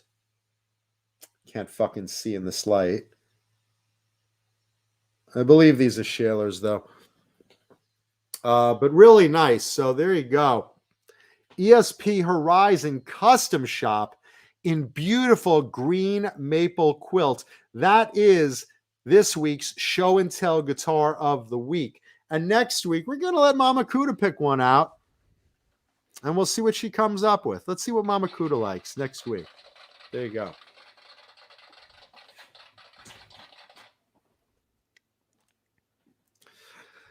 Let's see. What other fun things did I want to bring up? We only got a couple minutes left. Let's see. Want to bring up? Let's give a shout out and deepest condolences to Howard. Let's see. How do you pronounce his last name? Hesseman. Howard Hesseman. Howard Is it Hesseman? Hesseman? Hesseman. It's. I'm sorry if I'm butchering his name. John It's either Biel. Is it Hessman or Hesseman? Either way, Dr. Johnny Fever on WKRP in Cincinnati. You all know who he is. He did a lot of other acting stuff, but good guy, great actor. Definitely in both versions of WKRP in Cincinnati and other stuff. Really, really great actor and dead at 81. Sad because, all our favorite childhood actors. Let's also talk about Iron Maiden's Bruce Dickinson, who says he's not going to fly the Iron Maiden plane, Ed Force One, on their next tour. He'll be in it. He'll be in the back, resting up with the rest of the guys after touring, but he won't be the pilot. In previous tours, he has flown Ed Force One, named after Eddie, of course, the Iron Maiden mascot. He has flown that plane himself. He's a pilot. He's a registered, legit pilot. Flies the big plane, and he's done it in previous tours, but he just says this time, look, he's 63 years old. He's going to be performing a hell of a show on stage when they tour, and, he just wants to rest, and they retire pilots usually commercially at 65 anyway, so he's like, you know what? It's my time to retire from being a pilot as well, too. I'm sure I'll still do it here and there, but he's not going to do it for the tour, so he'll be a passenger, which I thought was pretty cool. And one more for those that were watching Saturday Night Live last night. Did you see SNL last night, Johnny? On a Monday? My old TV stomping grounds. I'm sorry, Saturday. I watched the rerun of it. But who watched it on Saturday? No, SNL. Because I'm on here with Saturday night. Right, and we wouldn't want to miss that. That's why you watch it as a rerun. But Katy Perry went on SNL with giant dancing penis toadstools. So imagine, just Google it, Johnny. Just Google it. I have some photos, but I mean balls and shaft and the whole 9 yards. That wasn't the new song, was it? Yes. With just Google Katy Perry penis SNL. Because this is worth watching. If you haven't seen that performance, everyone's in basically giant penis costumes with toadstool dickheads. Do you see the images yet? Yeah, Johnny's like, oh, hi, Allie. Family show. I'm looking. Yeah, try to get one that shows, because the testicles were on their legs and basically performing a video with giant penises. It was very, very, very fun. Good episode this week, too. William Dafoe was the guest, and Katy Perry was the musical guest. But the video caught my eye. Do you have any other photos that show the bodies better? I mean, not that doesn't show it, but they're even better photos of them dancing. Pull up another photo. See ones where they're erect. There's like a snail. Yeah, forget the snail. The penis ones, all the penises, the dancing penis. How do you miss 10 6-foot dancing penises? And they all had toadstool dickheads, with the little dots like the mushroom. Or maybe that was herpes. I don't know, but there you go. And scroll down and look at the legs. They made into testicles. This is what SNL has come to, boys and girls. Oh my gosh. That's great, right? Did anyone in the chat see this? I was gonna watch it. I haven't seen it yet. Spoiler alert. Because I like the new song. Yeah, if you haven't seen it, there was also a very funny blowjob skit. You'll know it when you see it because they don't really hide it.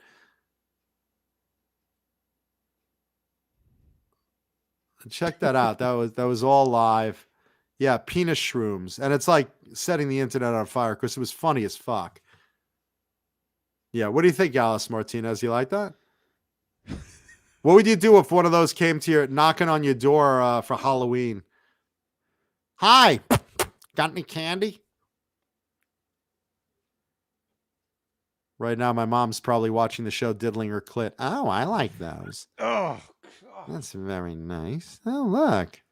They look like, they're penises. Oh. Yeah. G. Bushnoff says, Katy Perry is from Murrieta, California. I've heard her parents are very religious and probably aren't too happy with her right now. Yeah. Probably not. But well, hey, how many people get to perform with dancing penises that aren't...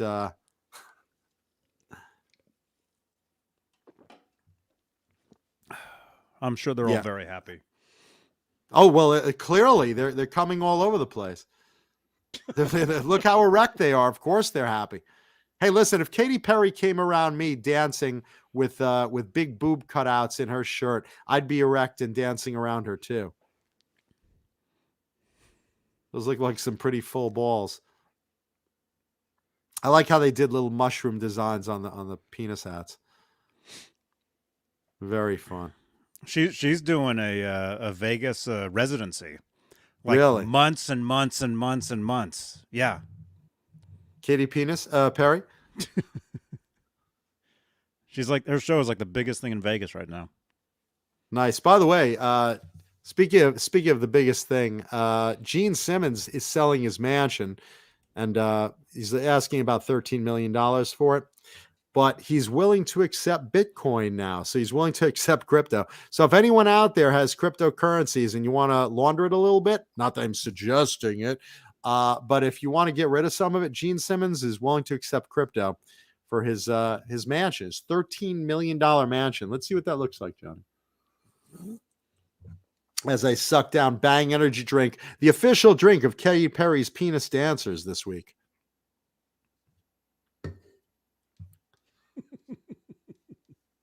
Yeah, because I kept saying that she was trending on Twitter. Yeah, that's why. I kept saying Katy Perry. They made no secret about it. If you watch these things dancing, these balls were bouncing, the testicles were bouncing around, and they were just like spurting around, and it was pretty funny. That should have been the Super Bowl. That really should have been the Super Bowl.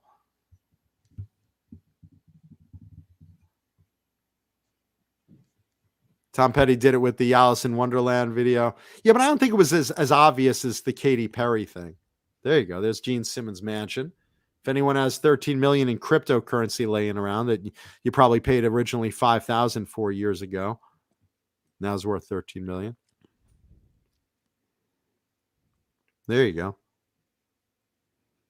Gene Simmons. Pretty soon, Paul Stanley is going to sell his own mansion, and it's going to be in cryptocurrency as well. But I'm going to do it all for the fans. Mm-hmm. There you go. Nice. And there you go. And finally tonight, let me bring it up here. Hold on. Katy Perry. There we go. And where else did I have that? Hold on. Let's see. Where are we? Hold on.